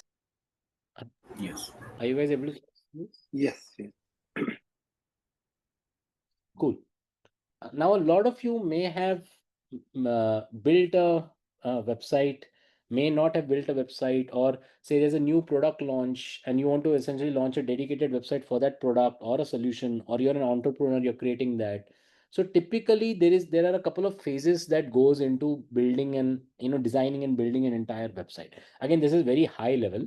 It does not capture the granularity of all the points, but I want to focus on one specific workflow in this entire space, and which is why I've kind of built it the way I built it. So the first step is obviously your discovery and planning, which means that first you need to understand why you want to build the website. What is the requirements that you have on the website? So for example, if your use case is that you're launching a new product, and which markets are you targeting that product? What kind of consumers you're targeting for the product? So first step is always about product understanding and gathering your requirements. The second step is what you call as building the brand book and the style guide. So how should your logo look like? What should be the color schemes on your website? What should be the icons, typography, fonts, all of those pieces in the website. Parallel to that, you also want to create your initial wireframes and prototypes. What do you mean by that? If it is an e-commerce website, what is a standard e-commerce website wireframe? Is there something that we can create? Uh, in technical jargon, they call it low fidelity wireframes. So how do you basically create that? If you are a B2B website, what would be the typical content area? So it becomes what you call as a draft one, a foundation stone, if I may call it, of any website that you build. After this, obviously, you can customize it, change it, modify it, but you build those particular wireframes. So typically, all your technology teams, etc., do all of these activities that are out there. Then step two is once you create all of this, you then get into the specifics of content building. Now, content is a broad term. So content means everything from, say, for example, how your site architecture is created. So, for example, apart from the home page, what other sections should be there on your web page? Should there be a category page, product page, pricing page? What all do you need on your website? Then within those architecture, what are the specific content specifications? What are the planning? Then the actual content development and the optimization, which allows you to create that. So if you, for example, you have a 100-page website, then you will create 100 pages. And then obviously there's a technical and domain infra setup.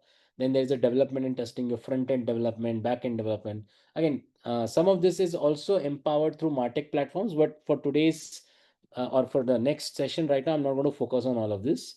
And then obviously your launch and post launch and all of that pieces out there. Clear? So for the next technology platform that I'm going to introduce to you, I'm going to specifically focus on the content part of it, the content and the SEO part of it. That's what we're going to talk about. So now I want to introduce you to this platform. It's called AirOps, airops.com. If you just go, it's a new Silicon Valley's funded platform which has come in, which is built ground up to introduce how AI can be utilized in terms of any content creation. Okay, so you can do that. I will also show you in a minute the pricing. Right. So if you see, for example, with a solo, you can essentially get for $0 a month, and you can, anybody, all of you guys can try this out. You can do over 1,000 tasks a month, one brand kit, 5 knowledge base sources. What are all of these? Will talk about it. And then when we talk about scaling it up, then there is a bit of a cost model. However, the cost of this essentially compares to recruiting a full content agency or or a SEO partner for you, right? It aims to replace those guys. But let's do one thing. Let's look at what this is. So this is what I was playing today with some of the options before I thought I will show it to you. But what we will do is, we will first create what you call as a workspace. Workspace is nothing but a project. Any project that you want to create, it doesn't have to be website specific. It has to be a sort of a domain specific. So for example, if you're creating an education website, you can create a workspace called education. If you're doing a healthcare workspace, you can create a workspace called healthcare. So I'm going to create something called as a workspace for just a generic workspace. So I'm going to click on this. It says, can you tell me what's the workspace name? I will say this is my test workspace 3. Now I can say I'll do it for myself. Yeah, you can do for my company, for my clients, it doesn't matter. I'm going to put for myself. Then it says, first thing is to create your brand kit. Now, what do you mean by brand kit? Now, whenever you create your content, remember in the step 2, I talked about we are building what you call as a brand book. Now, why is this important? Because when you actually work with LLMs, when you go to any AI and you say, create a content from me, it does not know how your specific customization on the brand book is. So the step 1 is by creating your own brand kit.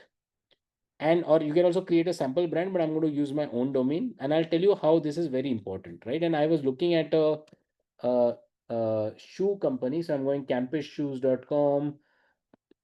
There was one more Relaxo, right? So I'm going to go with campusshoes.com. So I'm going to put it over here at my website URL is campusshoes.com. Now it says, what are your main goals? What do I need to do? These are the use cases. Do I want to optimize content, create content, build content strategy, repurpose content, build e-commerce content, outreach, email marketing, social media content, landing pages? So remember, the MarTech platform does the job of distributing the pieces.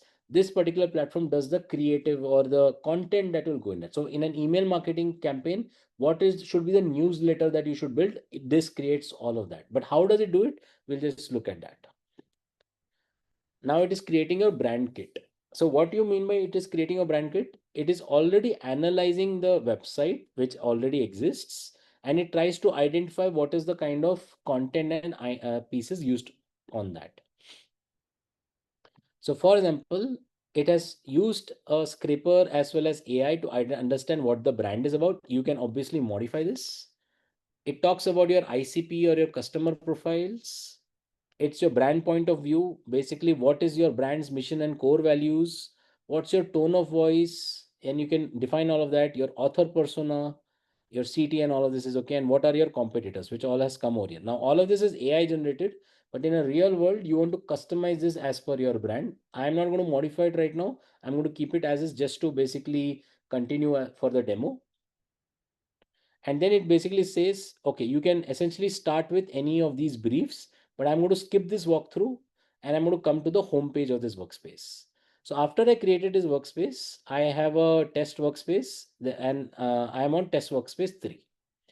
Now on the left hand side, you'll see a menu, but I'm not going to talk about this menu right now. We'll do this a little later. Now, what can you do with AirOps actually? There are two primary things that you need to do. One is you create workflows, and second one is you create a workflow. Sorry, this got created.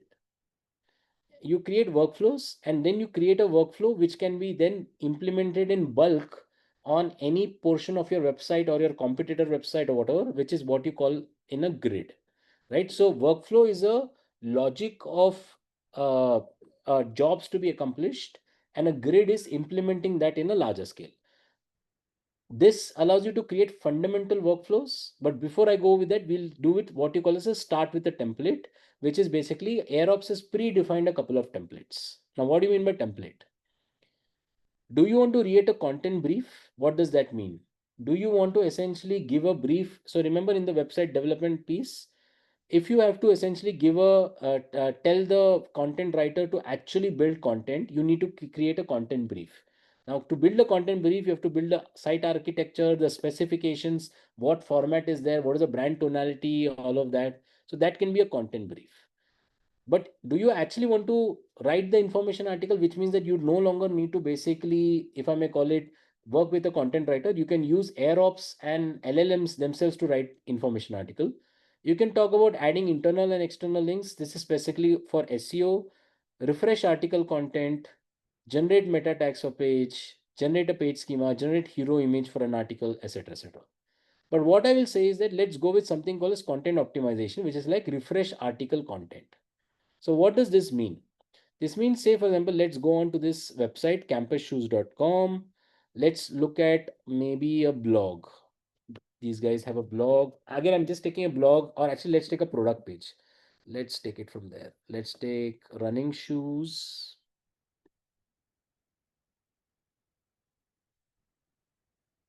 And within that, I'm taking this Rebel Blackman's running shoes. Right? So we have this over here.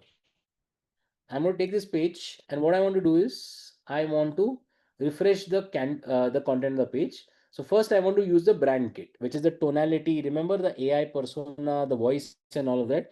Now the good part is that actually you can create actually before I go here, sorry, just to show you, if I want to also understand my competitors brand kit, now I can go to your data, and here you can see this brand kit. I can create one more brand kit.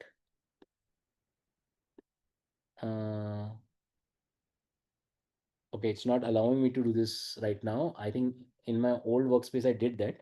So you can create multiple brand kits. So you can say, for example, create a brand kit of Relaxo, and then you can see what is the middle point of both of them. But okay, it's not allowing me to do that right now. It's fine. That's okay. Okay, let's go back to home. Sorry about that. Yeah. I'm going to say refresh article content. I'll take the campus shoes ka brand kit launch template. Now this has created what you call as a grid. It's called refresh article content, and it has created a grid. Now, what is this grid? It is basically a list of URLs over here, which you want to do in bulk. So right now what I'm going to do is I'm going to delete all these pre-configured URLs. Now it has created this grid which says, give me the URL of the article, give me the title of the article, and give me the, and it will automatically generate workflows which will generate all of this. Now let me take one by one. So first I will add an article. What is the article? I pasted this product page that we have identified over here. Now what you could do is you can keep adding rows, and similar to this product, let me just take one more product.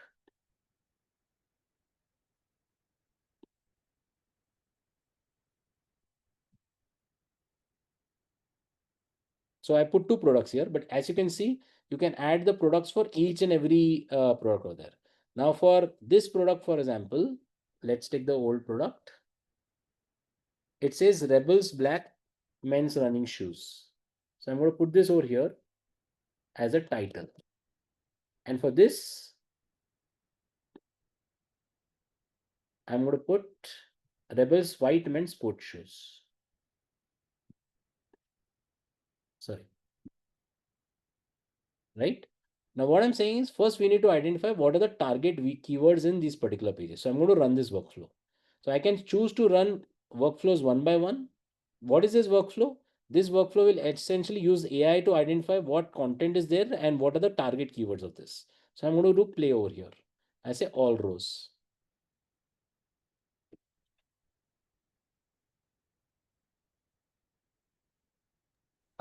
Question. So Yes, if I had to say run a marketing strategy or update my own company's websites or marketing activities, could I potentially use the same tool now to capture a competitor's website and then get what they are doing? Yes, exactly. That is exactly what this product does. I'm going to show you that. So when we define a workflow, now what I'm doing is I'm using the predefined workflows because I want to show you the output first.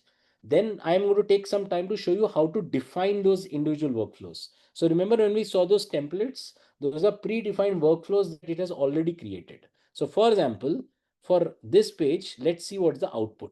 I'm going to expand this. It has already identified that the primary keyword is budget running shoes. It's identified 5 secondary keywords like lightweight running shoes, men's black running shoes, everyday running shoes. It has also looked at the search volume of these particular pieces. It has done all of that. Similar to this, it has seen for this particular product a completely different set of shoes. So men's sports shoes, men's shoe size guide, white men sport shoes, etc., etc.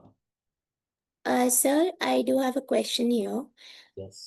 Can we do it for a food and beverage company as well? Like I work for PepsiCo, so for suppose I want to track my competitors, so can I do that using Yes, this? yes, absolutely.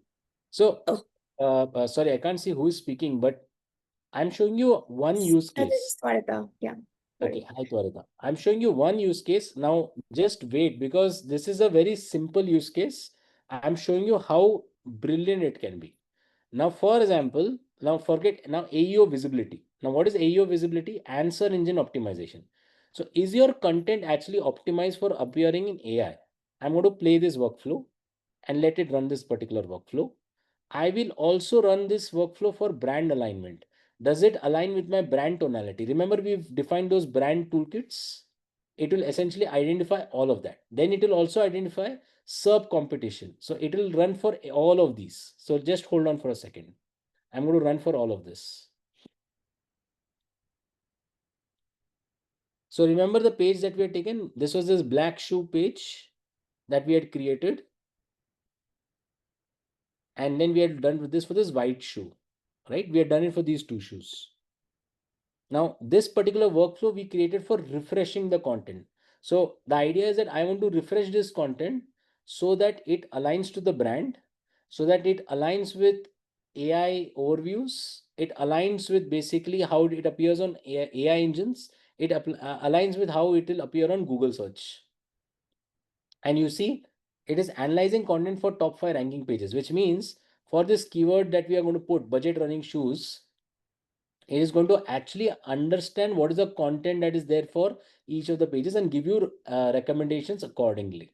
So just let the output to come in. Now let's see this view brand alignment output.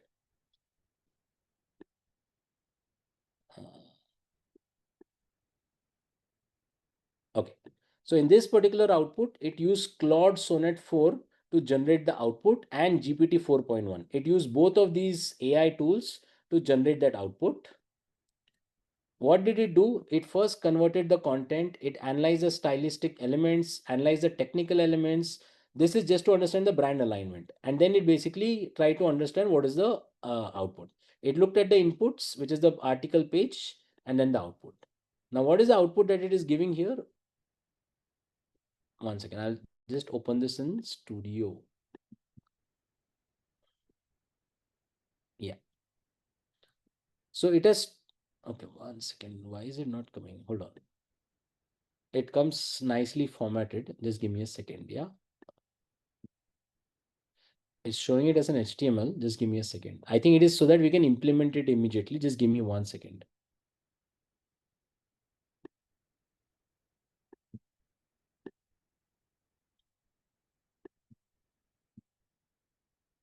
Okay, 1 second. Let's see this.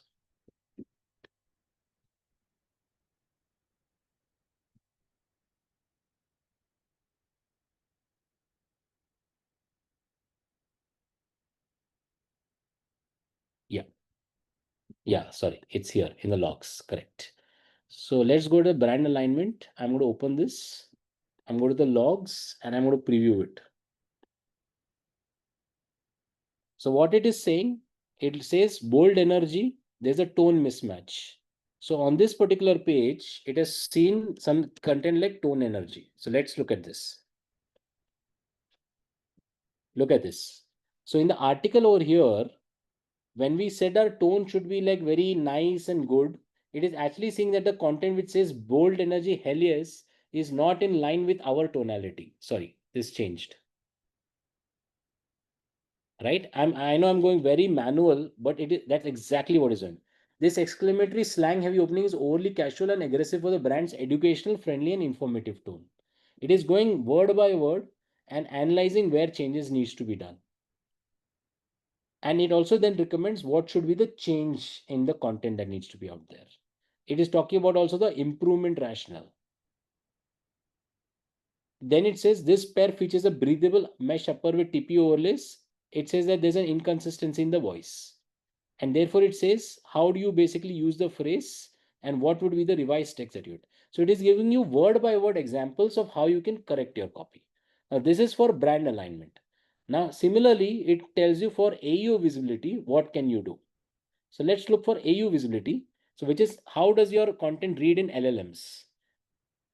It says the article excels in micro level writing quality. So sentence complexity is less, information is less. However, the critical weakness includes poor HTML structure, no evidence or citations, lack of authority, and all of these are deficiencies. So it is basically very, very poor when it comes to the structuring of it. Then it has given you exactly what are the fixes that it needs to do. From the location, the issue, I'm not getting into the technical of it because it goes hardcore in the domain of SEO, but it is exactly telling you what changes need to be done on this particular website. Now, why is this super important and interesting? Now, let's look at this SERP one piece that is out there.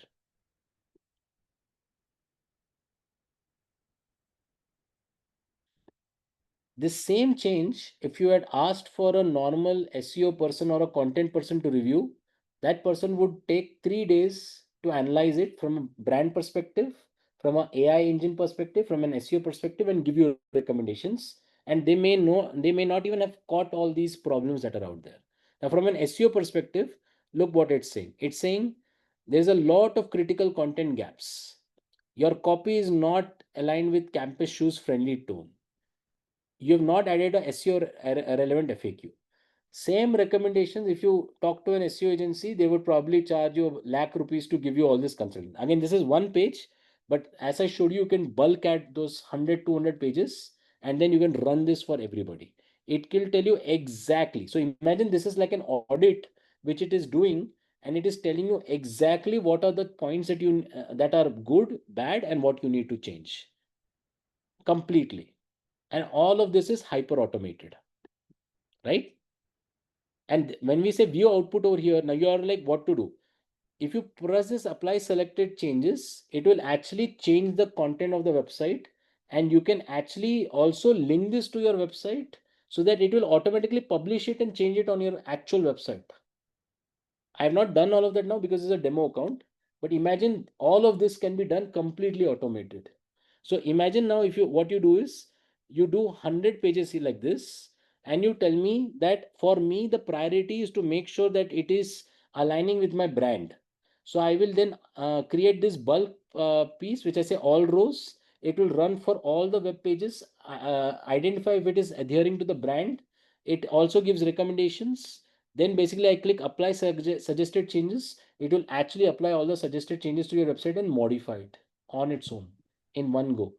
A job which would have taken, if you have a 200 page website, a job which would have taken your content agency or a digital agency or a SEO agency maybe 3 months time to finish is done in 15 minutes or maybe an hour, depending on the tokenization out there. And this is just one use case, one workflow. This workflow is about improving the content. Now, similar to this, and I'm going back over here, you have content which says, for example, generate a page schema, generate meta tags for a page. Now, if you know all the what you say SEO pieces, then you can you know that what these meta tags and everything are. It's technical SEO, but I'm not going to go into that right now. Now, let's look at what is a workflow, because that is the $1,000,000 question. So workflow is a drag and drop interface which allows you to basically create any tasks, JTBD tasks, that you can essentially do. Now, for example, I want to do one thing, which is basically, first of all, there is an input, there is an output. Within the input, I'm going to click and I'm going to add a field. Now, what is a field? A short text field. I'm going to call this field as keyword.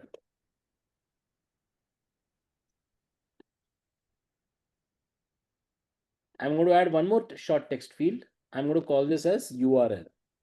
Okay, I'm just giving you one example. So this particular workflow has two inputs: enter the URL, enter the keyword. Cool. Now what I'm saying is that I'm taking now a web page scrape concept, and what I'm saying is that when it basically when I run this workflow, you need to scrape a particular web page. What is this web page I want to scrape? I'm going to take a slash and I'm going to say whatever URL I defined in this workflow, you scrape that, and you essentially render it as a text, or you can render it as a markdown. After this, I'm going to say I want to prompt it to an LLM. After you extract the keyword, you want to prompt it to an LLM. And what do you mean by prompt to an LLM? Now let's take, for example, a model.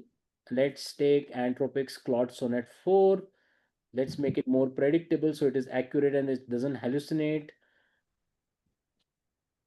Now system prompt. Now system prompt is basically telling the AI what it is. So imagine you are a SEO expert working for a shoe brand. That is the system prompt. And the chat says that please analyze the URL and against the keyword slash keyword and identify if the page is optimized for this keyword and provide recommendations. This is like you giving a brief to your SEO agency or giving a brief to your content agency. We don't need the assistant piece, so I'm going to delete this. And I said, let's do a test on this.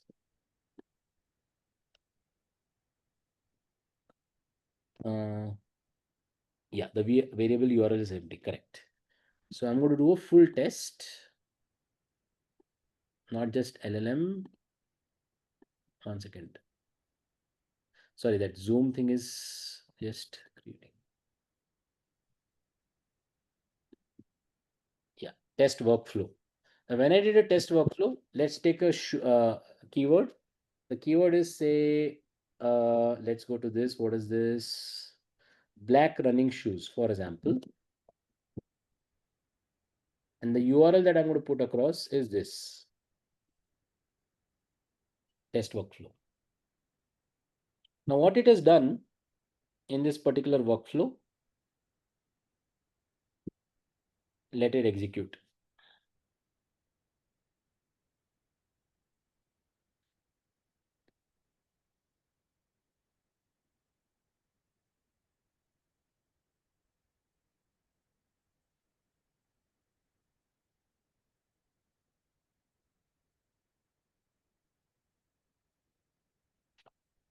There you go. What it has done, 1 second. Yeah.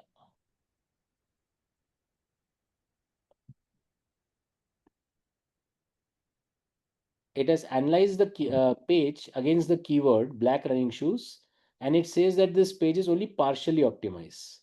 What are the findings? There's a product relevance. The URL structure contains running shoes, but the product category is recognized as running shoes. What are the areas of improvement? The title tag needs to change, the meta description needs to change, the content needs to change, your SEO optimization needs to change, meta change, H1 needs to change, product needs to change, image needs to change. Again, all of this is specific for SEO, but people, this is basically telling you that everything can be adapted. So this is exactly what we wanted. So it's a great, the test has worked out perfect. Now what I'm going to do is I'm going to save this as a page analysis, and I'm going to say analyze the page if it is optimized for a particular keyword, and I'm going to publish this. Okay, so it is published. Now let's me go back to the, can you see that now this has come as a workflow as publish? Now what I'm going to do is I'm going to create a new grid, which is a bulk grid, and I'm going to call it as a blank grid. Sorry if this seems very whatever technical, but I'm just trying to show you the kind of capabilities that these systems has. Now I'm going to delete this column, call as title. I don't need that, but I'm going to add column. The first column I'm going to call it from text, and I'm going to call this column as keyword. Remember in a workflow, we were taking those pieces. Here I'm going to call it as URL. Now, this column, I'm going to add a workflow, the page analysis workflow. And in this, you can see that it is basically taking the keyword from keyword column and URL from the URL column. It automatically identified that. I'm going to add this workflow over here. So it has come over here. Like remember that run workflow. Now let's take any page that you want. Somebody said Pepsi, right? Yes, sir. Yeah. Let's go to Pepsi. Okay, this is a corporate website. Is there any other website we can look at? No, sir. Actually, I work for the insights team, so it's more of, taking up the social media channels and, understanding the competitors as well. So, Okay, I get you. So the corporate websites typically are not great examples, but let's take some other example. Any other B2B, any example? I have a B2C brand. Yeah, please go on. B2C, Yumi World, EUME.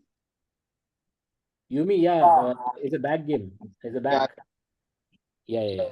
I have a Yumi bag as well. I know this. Oh wow, they are my clients. They'll be happy. They should be, yes. Okay, so I'm going to just take one page here. Let's say this is the aluminum cabin and classic check-in. Okay, and what I'm going to do is I'm going to take this page. I'm going to go to this. I'm going to put this in the URL. Let me just remove all of this.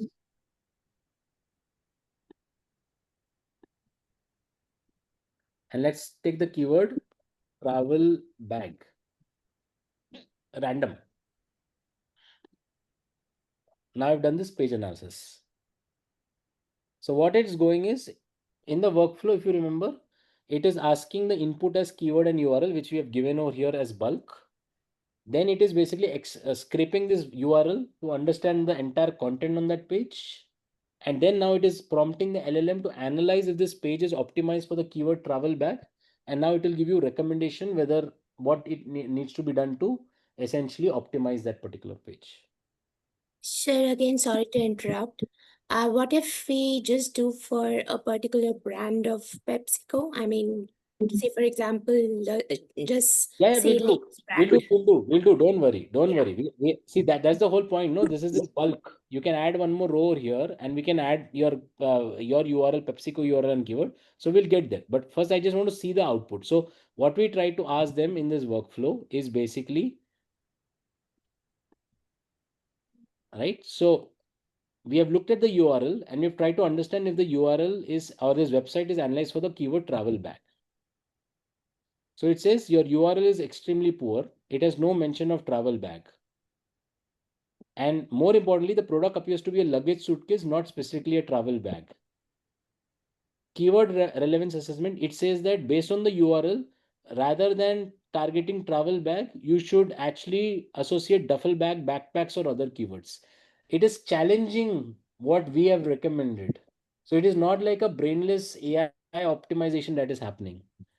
Then it is saying if you have to still target for the travel bag, you can do these kind of optimizations in the URL, title, meta description, header, content, product, blah, blah, blah. It is also talking about other strategic recommendations. So there you go.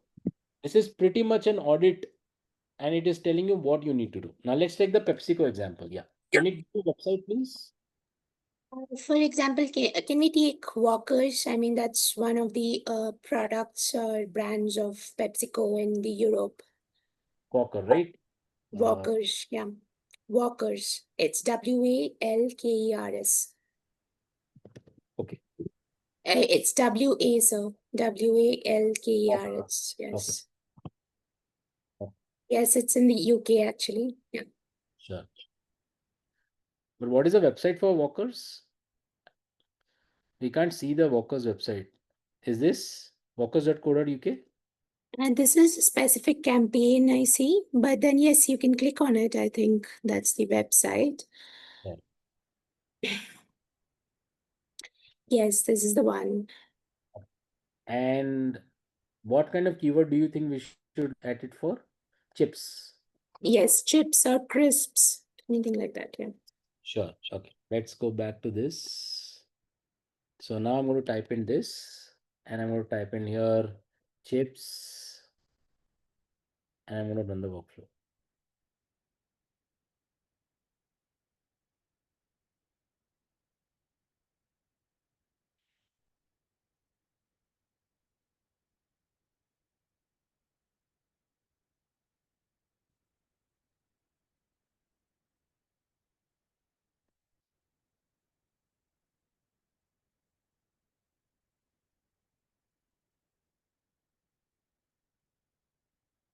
There you go.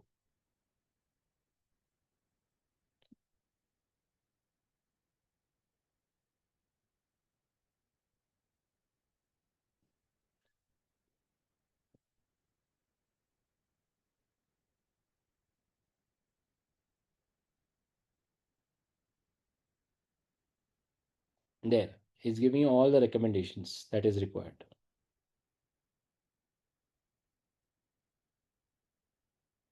There you go. So in the workflow, sorry, in the workflow that we created, this is more on the content specifications and planning stage, right? I am not defining the site architecture. This is a specific workflow to audit the current content and talk about what should be the specifications. Now, similar to this, you could actually create. So, what is the competitor of crisps or walkers in the UK? Brett's, BRETS. Yes, that's one. So I'm going to take this URL. Again, this is a corporate website and it's French. Okay, we'll just try this. Is it supposed to be French? Uh, Actually, breads is again very popular in France. Let's take Lay's Yeah. UK. It's fine. We can take Lay's. I know it's not exactly like to like, but I'm just for the sake of the conversation. And I'm going to ask it for the same keyword, chips.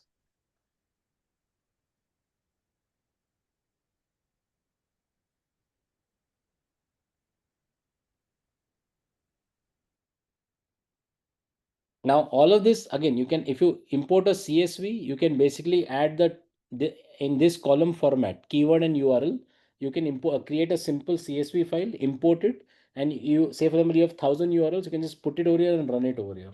The system will basically analyze all of that together. So what this essentially is doing is basically it is completely transforming the way you do your SEO. There you go. So Lay's is a well-established brand. Chips likely appears.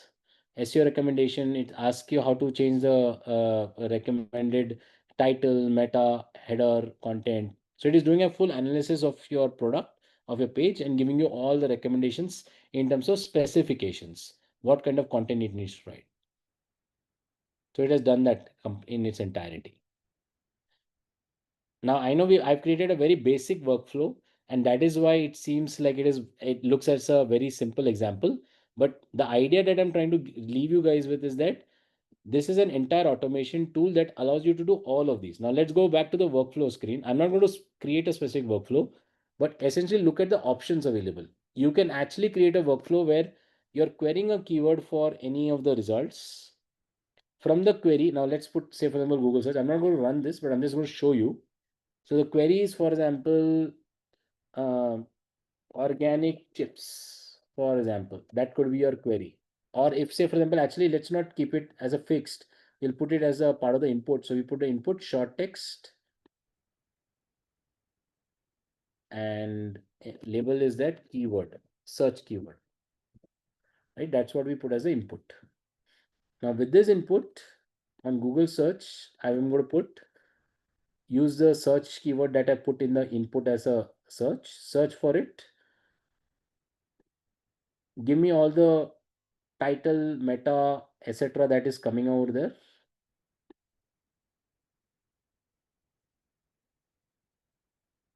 Basis that I'm going to say, let's do a LLM prompt. You are a SEO manager, and the chat is that analyze the pages ranking on Google for the search keyword, which are as follows, and identify and let's say do a SWOT analysis, because this is just like you're prompting an LM. We don't need an assistant, so I'm going to delete that. And then let's say there's your prompt that is done. I'm going to test the workflow. Let's put the keyword, say, chips. Let's test the workflow.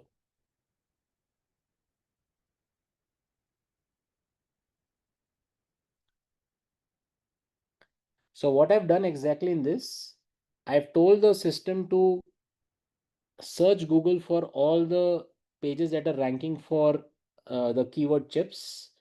Once those keywords have come in, then basically run it through a AI model and actually analyze and create a SWOT analysis for it. So there you go. So in this, for example, look at this. When I put chips as a keyword, it has identified Wikipedia, IMDb, Walmart, movies. So Pepsi is not coming, but whatever. All these different URLs. Then from here, it is essentially doing a SWOT analysis of these chips.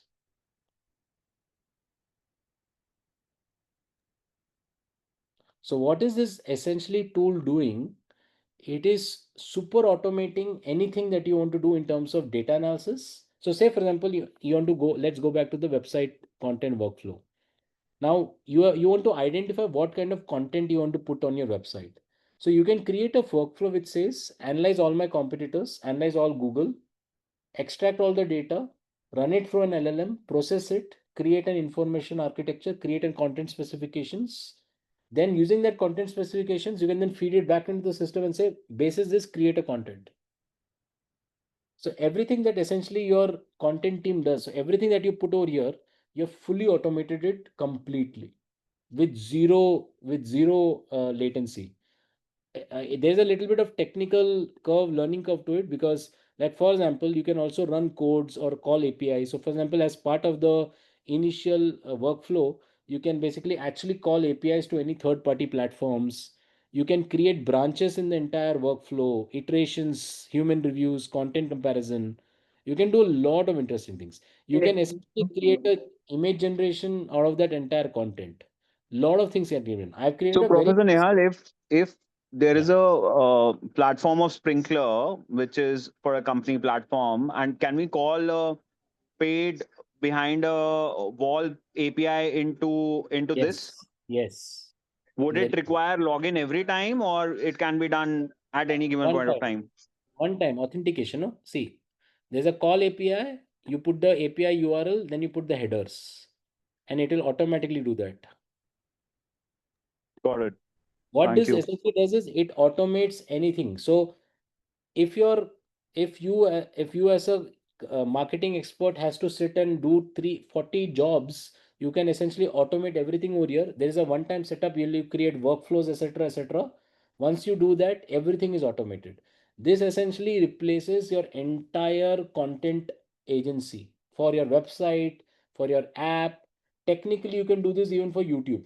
So for example, you want to be a content creator, and say for example you connected with a video generation AI.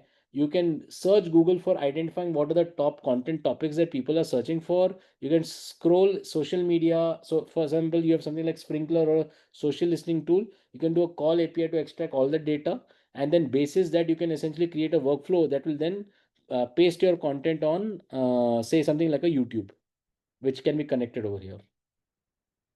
You can technically create an automation or an alert which can also implement on Google Slack. You can do anything that is possible. You can also content PDFs to text. So for example, if you want to do something with annual reports. So imagine that what you do is you say that I want to analyze all the PDF links that I'm putting in. So all the annual reports that are out there. You put it in a workflow automation, then you basically tell the system to extract it to a text, and then you ask an LLM to analyze it. It can create really, really good content around that. So product brochures, B2B side, lot of interesting things can be done over here. And this is like a MarTech platform that is transforming the way you create content end to end. That's what it is. I know it was probably very technical and I just jumped into it, but what I'm trying to get at is that this is a open platform that can create any job, any content workflow, and you can do it. Like for example, you want to create a simple content on your website, and then everything from researching that content to producing images for that web content to publishing it on your website, everything can be automated through AirOps. So it is one of the biggest funded and like very exciting startups which are there in this space, which is completely transforming how you do content production and SEO. Hi, that was actually going to be my question. It takes care of publishing as well, because Yes. that is not you, like when you were showing everything, you did not mention that. Yeah, no. So that's what, right? I didn't mention that because I don't have a website to connect to. But Oh. say, for example, you have a Shopify website. You can integrate it with your Shopify website by logging into it once. And then what you can do is you can actually modify it. You can And integrate it with your will WordPress. it then show the kind of like once you've made your revisions and everything, then does it also track results, or does it also track upticks? Yes, because if you essentially link it, say, for example, to your Google search console, there you go. You can actually analyze how it is performing on your Google search. Like I said, it is your custom workflow. You can do whatever you want. you don't have to depend on like the Martech pre-platform configuration to do things. You can create whatever workflow you want. Then once you create that workflow one time, you can build one grid, and within that grid, you can essentially bulk upload URLs or bulk upload content and run the workflow to do anything that you want. Right now, it looks probably very complicated, but the thing is that I can tell you this right now that using a software like AirOps, after doing the one-time setup for maybe where you create these multiple workflows for maybe 2 or 3 working days, it will automate 1 years of work, which can be then accomplished in maybe 3 days time. That is the level, and it integrates anything with anything. So if you again, I'm coming back over here. LLMs, all the major LLMs it is integrating with. It can come if you want to create a podcast, it can transcribe all of your audio, video to text. It can scrape any web pages. So imagine you want to create a competitive research workflow. Imagine this. So say for example, what I will say is I will create a workflow. I'm creating a new workflow, right? I'm adding a field. I'm calling it short text and I'm calling it URL. I'm saying I'm creating a web script. I'm saying let's take an input from the URL. Then I'm going to say let's basically prompt the LLM. You are an e-commerce manager. Okay. Who is responsible to create product pricing and promotion strategy. Analyze the products from web script and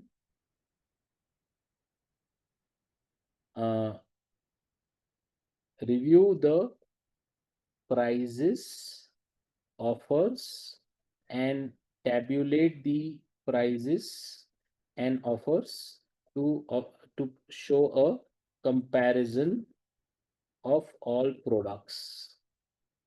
Also include suggestions in terms of what can be done. Again, I'm just giving a random piece. Okay, I'm just putting this. I'm saying assistant co, I don't need this, I'll delete this. Okay, now I've created this kind of a engine.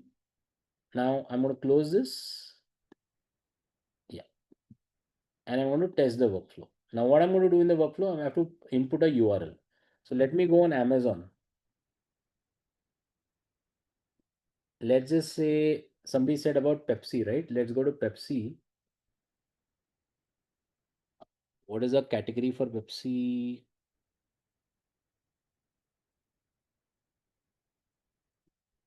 Okay, it's majorly Pepsi only. Can we look at like beverages or something? Beverages, yeah. Average, yes. Yeah, beverage soft drinks. Okay, so all these beverages are there. I'm going to take this URL. I'm going to go into AirOps. I'm going to put this URL over here and test workflow.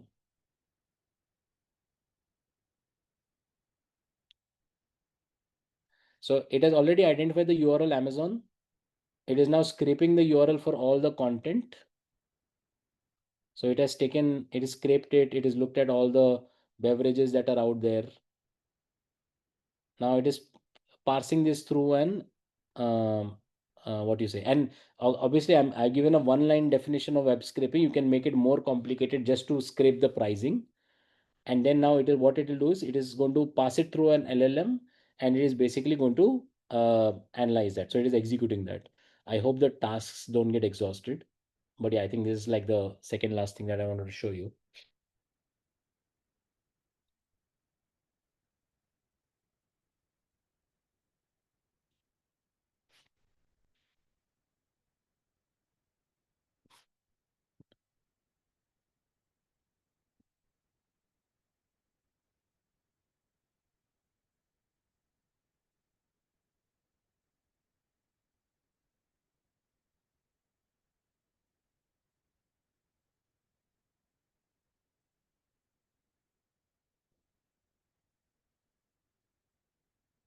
It is still scraping the page. The LLM is not yet triggered yet. So it's still scraping the Amazon page. There. Billing is not updated. Okay, so it is not scraped properly. But technically, what is happening is it will scrape the entire Amazon infinite scroll, pass all the data through an LLM, and analyze the products in terms of the pricing and offer strategy. And as an e-commerce manager, it will recommend to you what promotions you need to place, what pricing strategy you need to put. So you can create that entire workflow over here. Sorry, I've run out of the free trial version. That's why this could not get over. But technically, you can do that. It's insane what you can do it. Like any workflow, any piece that you do can be done. And now imagine you want to create a website which does comparison of all these products.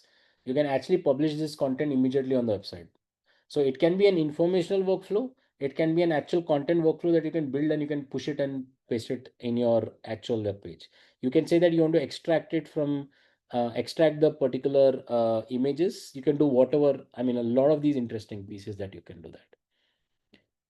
Okay, cool. Anyways, I think this was the content production. Now, if I were to say mota moti, while the technical nature of this platform is pretty technical, and a lot of you need to explore this a lot more to understand the process. But it's basically automate anything within the content production realm.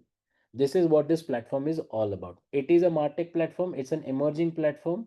It combines AI and all other pieces and to do interesting use cases, whatever you want. So that is what this particular platform does. But I think if we come back to the overall workflow, we first talked about customer platforms. Then we talked about content production at scale. So imagine first you build a customer profile, then basis that you create relevant content. Now you can technically from here, you can also create content for email newsletters. You can create content for other pieces as well. You can do all of that over here. So by doing all of that, you create a lot of content. And then the final piece is basically you create, you A/B test the particular content. Now, when we talk about A/B testing, everybody focuses on the how, the technology that powers it. But in reality, you need to focus on the what. What is it that you want to A/B test? Or what do you want to hyper personalize? So I have one last example for you guys. We have just maybe another 15 minutes, so I'll just keep it over here. Now, this is an example of a luxury real estate landing page. Okay. It's a fictional landing page called Ethel Red, which has been created. Basis, I gave a reference of couple of real estate web pages like Loda, etc. And I created this piece. So you can see that it talks about the overview, the residences, what are the visual pieces, the amenities that are out there. It talks about all the amenities, then it talks about the location, what is the prime connectivity, and then finally it talks about inquiry. So it gives you a lead form that is out there. But when we talk about customization, say for example, this is customized for business professional. And therefore you can see the copy, the apex of ambition, your ultimate power base. Now imagine for such a luxury property, the other TG is a power couple. Now, when you say about a power couple, the text has completely changed. A symphony of style curated for two. This is a DINK, double income, no kids. And it now says what is the kind of look at the content has been customized. Against a business professional, it is giving a different content. The back image on the back is also customized. Now, if you talk about the other USPs, the art of living, a canvas for your life together. For the business professional, it was saying a strategic position of power. So to the business professional, like C-suiters and the other corporate honchos, it is kind of giving you communication saying that if you buy from me, you will basically have a luxurious address that you can live with. When you're talking about a power couple, it is talking about your relationship together. So say for example, a high position, male husband and high position female, and both of you are working together, and how this will be a nice nest for you guys. And then the third persona I built was, say for example, a legacy family. Like for example, imagine a business family, a traditional business family where there is the father, the son, the wife, that Sasbahut typical structure. And we are saying it's a sanctuary for the whole family. There's 5 acres of lush landscape, etc., etc. 3 generations of amenities, blah blah blah. Your creative assets will change accordingly. If you all see here, your houses also change. The USPs also change. So for power couple, It's like a east-facing sun deck, gourmet kitchen and bar, double height living room. For a legacy family, multi-generation layout, private garden, dedicated parking for 4+ cars, business professional, you're talking about a completely different set of USPs.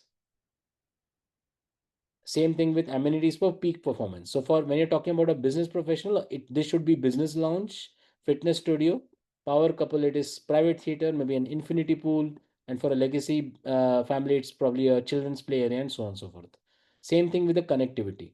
When it talks about connectivity, it is more children centric, top schools, healthcare facilities. When it is a power couple, you're talking about retail, fine dining. And when you're talking about business professionals, you're talking about business hubs, airports. So what I've tried to show you guys is that this is the end objective that you have to identify from a A/B testing or a personalization perspective. So the same template visually, but different kind of messaging and hooks, which you can then target to different audiences. And then you can use a MarTech platform to A/B test this. And obviously the idea is that because of the hyper personalization, the MarTech platform will ensure that when a business professional comes on your website, this is the version that they will see. When a power couple comes on your website, this is the version that they will see. When a legacy family comes up, this is the version that they will see. And therefore, the idea is that the conversion rates will go up significantly. Now, implement this personalization concept to any industry or category, education, B2B, whatever. So that is how you will able to create personalization. That is how you will able to ensure that you are able to get better and better outcomes. So this is the third and final use case of MarTech platforms. So use case number one, customer data integration, customer intelligence building. Use case number two, content production at scale. Use case number three, A/B testing, experiments, conversion optimization. All of these are powered through your entire MarTech, different types of MarTech stack. These are the three top use cases. Of course, there are 50 other use cases that can be done through MarTech platforms as a whole, but this would be considered the top 3 or 4 use cases that are out there. Yes, happy to take any questions at this point. Question. So the site you just showed us, was that the output of something you've done through AirOps, or was that some other tool that was used? No. That I use general AI platform, Claude, and I used to build that particular platform. Gemini and Claude, and I used to make those customized view versions. Okay. But what I want to leave you guys with is that it is not the platform, it is the end use case. The end use case is personalization. So do you know that your premium real estate has these 3 cohorts? And then basis that you need to basically identify what is the personalization that you can do. Now a MarTech platform can tell you that it can create 3 levels of personalization, but it cannot tell you that for cohort A, this is the personalization it needs to be done. That's where your intelligence comes into piece, which comes from the first data, consumer intelligence that you're using. So in a way, everything is linked, but eventually all these tech platforms will help you get better and better outcomes from your customer journeys. If I were to give you an example on this, say for example, again that the Ashiana's, what was the second? Treasures, yeah, Ashiana's treasures. If I were to give you that example of this particular piece, it's basically when a consumer comes and who is an art aficionado. So if you go to the story, if it's Priya Sharma, you will give that a different kind of products that is curated for Priya Sharma. If it is Rajesh Kumar, you'll give a different set of products which is curated to Rajesh. You don't want Rajesh to go from the Sasta wala products and then go to the, you don't want to waste their time.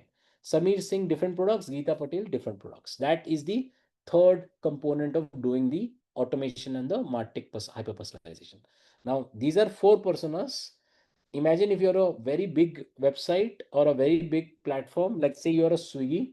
Imagine hyper personalization at a pin code, language, income profile, multiple level. There might be 15,000 personas that might come in.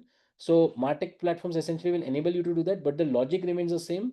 That what is the personalization that you want to do for personas A, which you have to extrapolate to all the different profiles that you're kind of putting across. Okay. Yeah. I think Just quick check. all the links that you are showing us, the interactive websites that you have made by yourself, by any chance, can we have access to those in terms of view access? Google Drive. It's in the Google Drive. I will upload these ones as well, but everything is in the Google Drive. I've नहीं shared. मतलब जो आपने website जो अभी बता रहे थे वो भी गूगल ड्राइव पे है? हाँ, सब. I share everything, my friend. I don't. If I'm showing it, I'm going to share it with you. Don't worry. So आज का obviously अब तक upload नहीं किया, but I will do it after this call. But last week का जो भी the HTML pages that I've created, I've uploaded all of those. We would need one session on how you made this. Also, one very interesting topic we have. That's true. All AI, everything is AI. But this is how you practically use all of these things. That's the main thing. Yeah. So you can use even Perplexity Labs to try to create that sort of dashboard. You can use every. So all the AI platforms have the coding engine built right now. So there is no problem whatsoever. But the idea is like you need to envision that this is the outcome that you want, and therefore the AI will build it for you. Yes, but it will be good to see what is the process you are using. Great. Cool. Any other questions? So, Professor Nihal, one question that I had, and an important one too. For the test, what's going to come? Okay. So, very honest, I have not yet built the MCQs, but just for your comfort, my tests are always open book, so you're free to Google it. Second one is it will be heavily inspired by the material that I've given only. There's not going to be like out of syllabus. So all you need to do is use your memory. If your memory is decent, तो आपको कोई problem नहीं है. नहीं तो please बादाम ले लो, पानी ले लो और थोड़ा सा गूगल सर्च कर लो. You should have everything in place. There should not be any challenge whatsoever. And Got no it. negative marking, I hope. sir, will there be any negative marking? Exactly. Yeah. I don't do I don't believe in negative marking. Thank you. Amazing. So, grace marking, I hope you believe in. अरे काम करता हूँ मैं पहले से आपको 100% mark देता हूँ और आप अटेम्प्ट करो. अगर आपने क्वेश्चन अटेम्प्ट नहीं किया तो माइनस करता हूँ. ऐसे कर लेता हूँ. ठीक है. नहीं.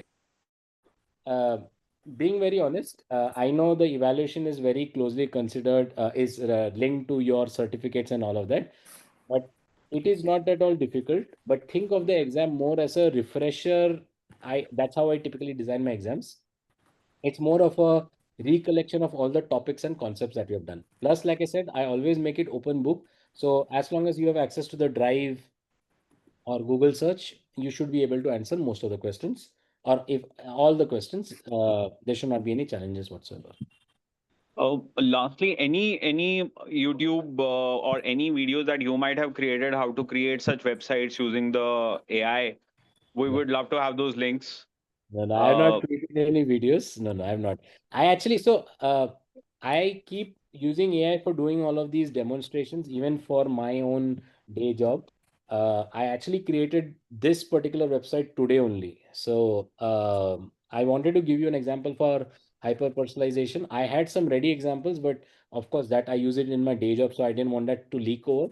But I use the same principles to build that website today. So that's how I kind of created it.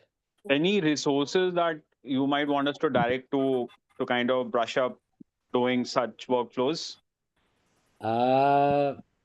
Rather, your secrets that what you are reading up to kind of keep yourself up to date would be good to have.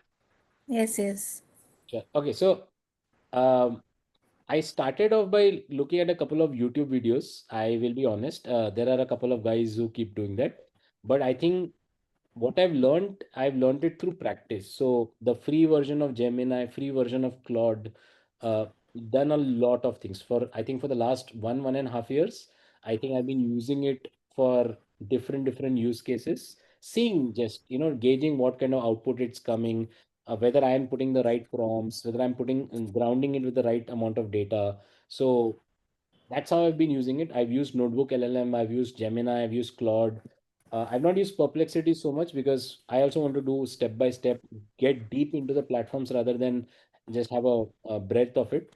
Tried different hacks like getting the AI to only create meta prompts. Sometimes taking the output of AI one and then putting it AI two and asking them to make it better.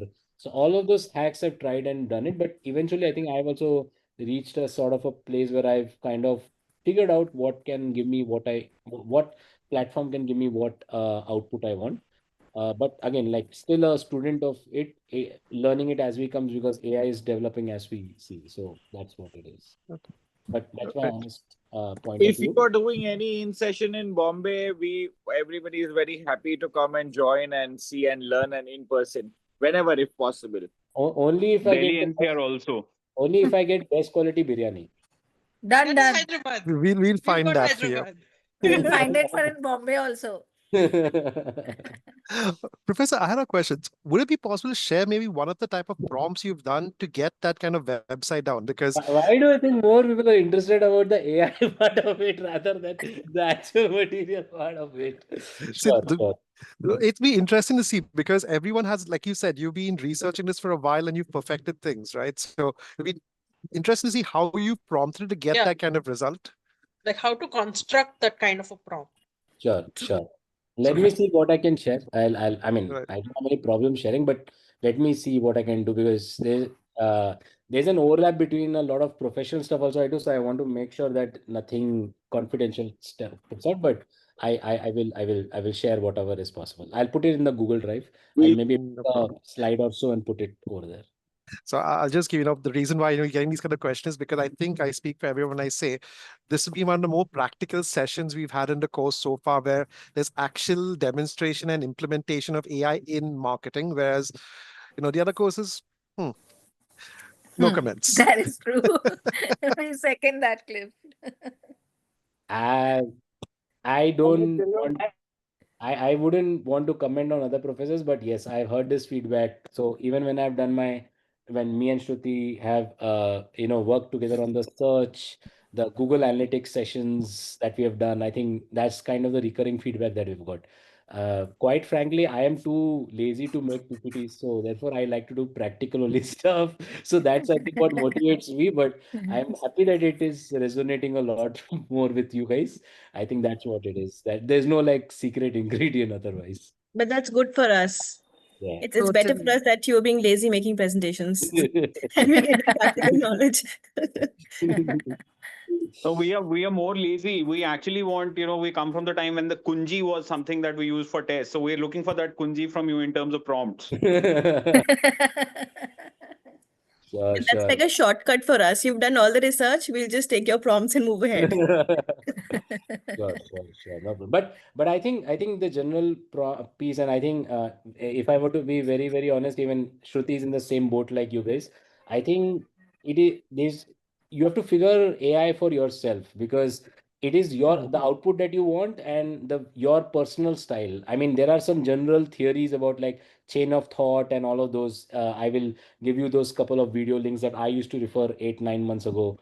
But I think it is the best way to learn is basically do it yourself. Like think about what output you want for the next piece, even if it is duplication of effort, just do it over a period of 3-4 months, right? You'll understand what are the limitations of AI, where it gives you junk output, where it gives you good output, and then you can find it. So like not every time it gives you the good output. The other thing that you have to be very careful about is the model that you select. So uh, uh, say for example for this landing page, I use Gemini 2.5 Pro to generate the base foundational elements. Then all the HTML modifications, I copied the HTML code and put it on the Gemini 2.5 Flash. Because why? Because in the free version, your Gemini 2.5 Pro has limits. So if you use Gemini 2.0 Pro for doing basic tasks, not sophisticated, design pieces, then you run out of Gemini 2.4 credits very quickly.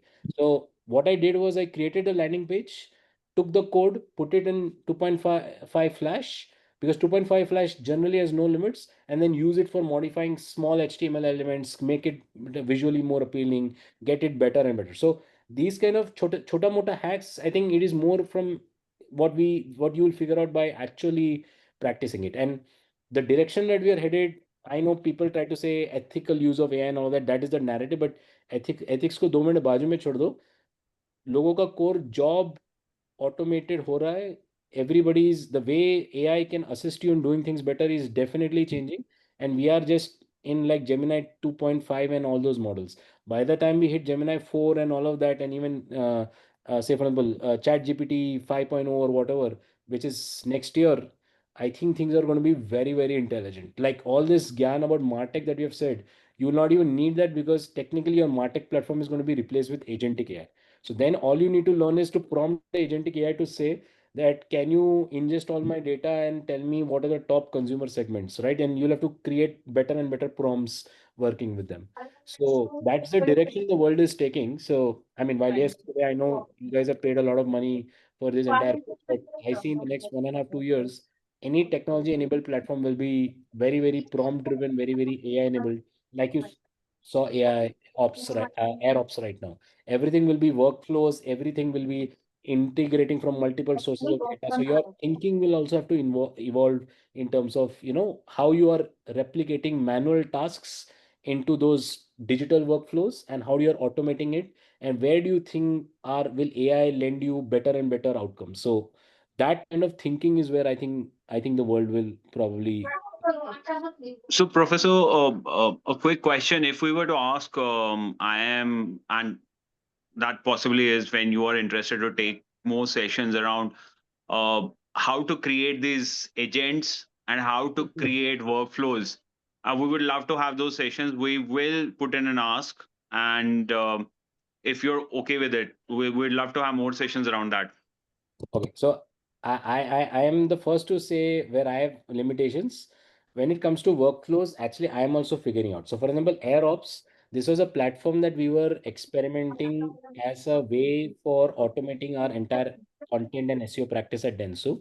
So, in order to evaluate the platform, I personally had taken the free credit version, built certain workflows, looked at the evaluation. So, AirOps and 2, 3 other platforms we were evaluating. AirOps, so by far was, if I were to say, more flexible and robust, and which is why I kind of it. But to be honest, there's no set formula that we still have on AirOps. Like for example, I've not taken a paid version of AirOps and said that okay, my teams need to start using AirOps from tomorrow onwards. So we are still evaluating. Like I said, for the last 2 years, we've been trying to identify what are the emerging technologies out there, how things are transforming. So the fundamental LLMs, Gemini, Open AI, etc., we are using it extensively. But a lot of these additional platforms, which are wrappers on top of the LLMs and automation workflow engines, as we call it, they are have started cropping up. So we've started looking at internal product evaluation. So these are all part of our internal product evaluation tests. So will it be okay to be a session? Maybe not, because like I said, even right now it was a little rough around the edges. If I were to say, it was not as polished as the other sessions where I'm a lot more confident. But like I said, it's a free tool for all of us to use. So I've given, that's why I've given you in the chat and you guys can explore it. I would leave you with that at this point of time, Anmol. So No, that is, thanks for being that candid, Professor. I'll appreciate it. yeah. But that's what I'm saying. See, that's exactly the thing. In 1 year's time, all these tools are going to replace our current ways of working for sure. And that's what it is. That's where it is, where we are. Got it. All right, it's 9:50. Any other closing questions, comments about the overall 3-piece session? More importantly, any subjective feedback for me in terms of how I could do better, maybe for the next batch, whenever they come through. नहीं यही batch को वापस ले लो कोई और subject पे हाँ absolutely कौन से सब्जेक्ट्स है आपके पास? नहीं पता, वो भी नहीं पता हमें भी नहीं पता है, पहले पता ही नहीं है अभी तक. we've been asking. I think if we can redo AI and ML. Oh. Yeah, in the practical format. In the practical format. We have our exam tomorrow and we're just clueless I what think to the do. best suggestion would be, you would need to take up more courses or more subject areas within the course, because Probably working very closely with IIM to design this course. Yeah, you can do that. It's fine. Okay, so I think the main piece is that it's all been designed and developed from Jaro. Of course, I am in there are a couple of profs who are spearheading it. Dentsu presents. चलेगा. Pitch में भी नहीं चाहिए. ठीक है. I think it's high time. Shruti, we were talking about this. I think it's high time I start my own coaching classes. And Yes. then Absolutely. We'll be We'll so be the happy to first. join. Unmute I'm you. sure we should get the first First preference. batch is you already have there. 40 students already lined up. Early bird offers $200 off. Array, I will anyways do it very cheap. I'm pretty sure I know the approx cost range. I don't know what is specifically for your batch, but I know the specific general cost range that you guys have. So I'm 100% sure it will be much cheaper than that. मैं इतना greedy नहीं हूँ. I'm telling you by volume only. By volume only. You will get it. Did you search for affordable students looking for affordable courses and you found our batch? Not at all. So it's an interesting story actually. So and of course, Dentsu is my day job, and I love whatever stuff is happening, all the innovation and everything's happening. I think around 2016, 2017, I used to go physically in MBA colleges and give them a little bit of lowdown as a guest lecturer, like a whole 1 day 6 session on digital marketing, intro, what are the career paths that you can follow in that sector. So, I started with like that. So every year I used to go to like 1 or 2 different MBA colleges and do that. When the pandemic hit, I think somehow connections were made, and one of the professors in I am Indore, Professor Subin, I don't know if you guys have interacted with him. He reached out to me Not yet. saying that they are starting this entire EdTech piece and partnering with Jaro and all of that, doing that Times Education and Jaro and all of that. And he said that, it's new for them as well. What do you think? You are the digital expert. Do you think this works? I'm like, ठीक है, try करने में क्या है, problem नहीं है, तो try करते. तो वहां से स्टार्ट हुआ, एंड देन स्टार्ट किया परफॉर्मेंस मार्केटिंग से. फिर धीरे धीरे I think we went into performance, SEO, analytics. Then I think martech AI, they said lot of interest coming. So ऐसे करके I have been taking batches. सो साल में I think I take 2 batches or 2 such programs. Between me and Shruti, I think we just partner. So I got Shruti in. She used to be my colleague in Dentsu. So I got Shruti in to support me because there are a lot of such sessions keep happening.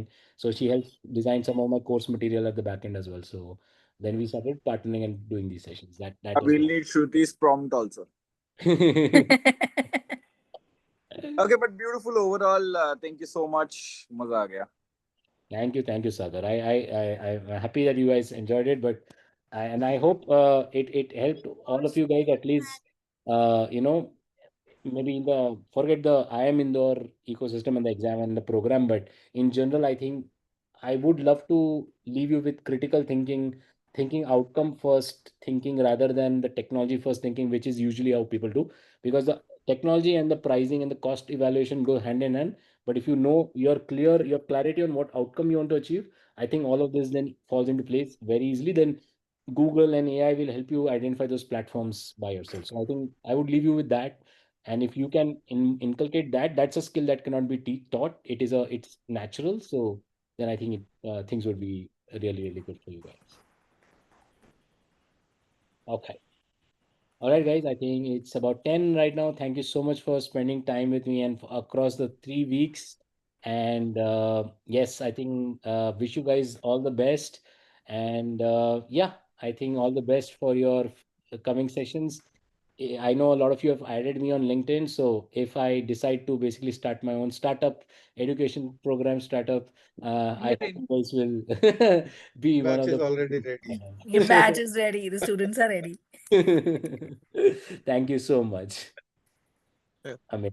And it has been a genuine pleasure because this has been the most responsive our class has been the Yeah, entire. absolutely. It's been So a refreshing change. Yeah. very thankful for I'm such glad. a. Thank you so much, Professor. Thank you very Thank you for much. your kind words, Havalya. Thank you so much. Thank you. Thanks a Bye bye. lot. Thank you. Bye. Thanks a lot. Thank Thanks, you. everyone. Thank you, sir. Bye. Good night. Right.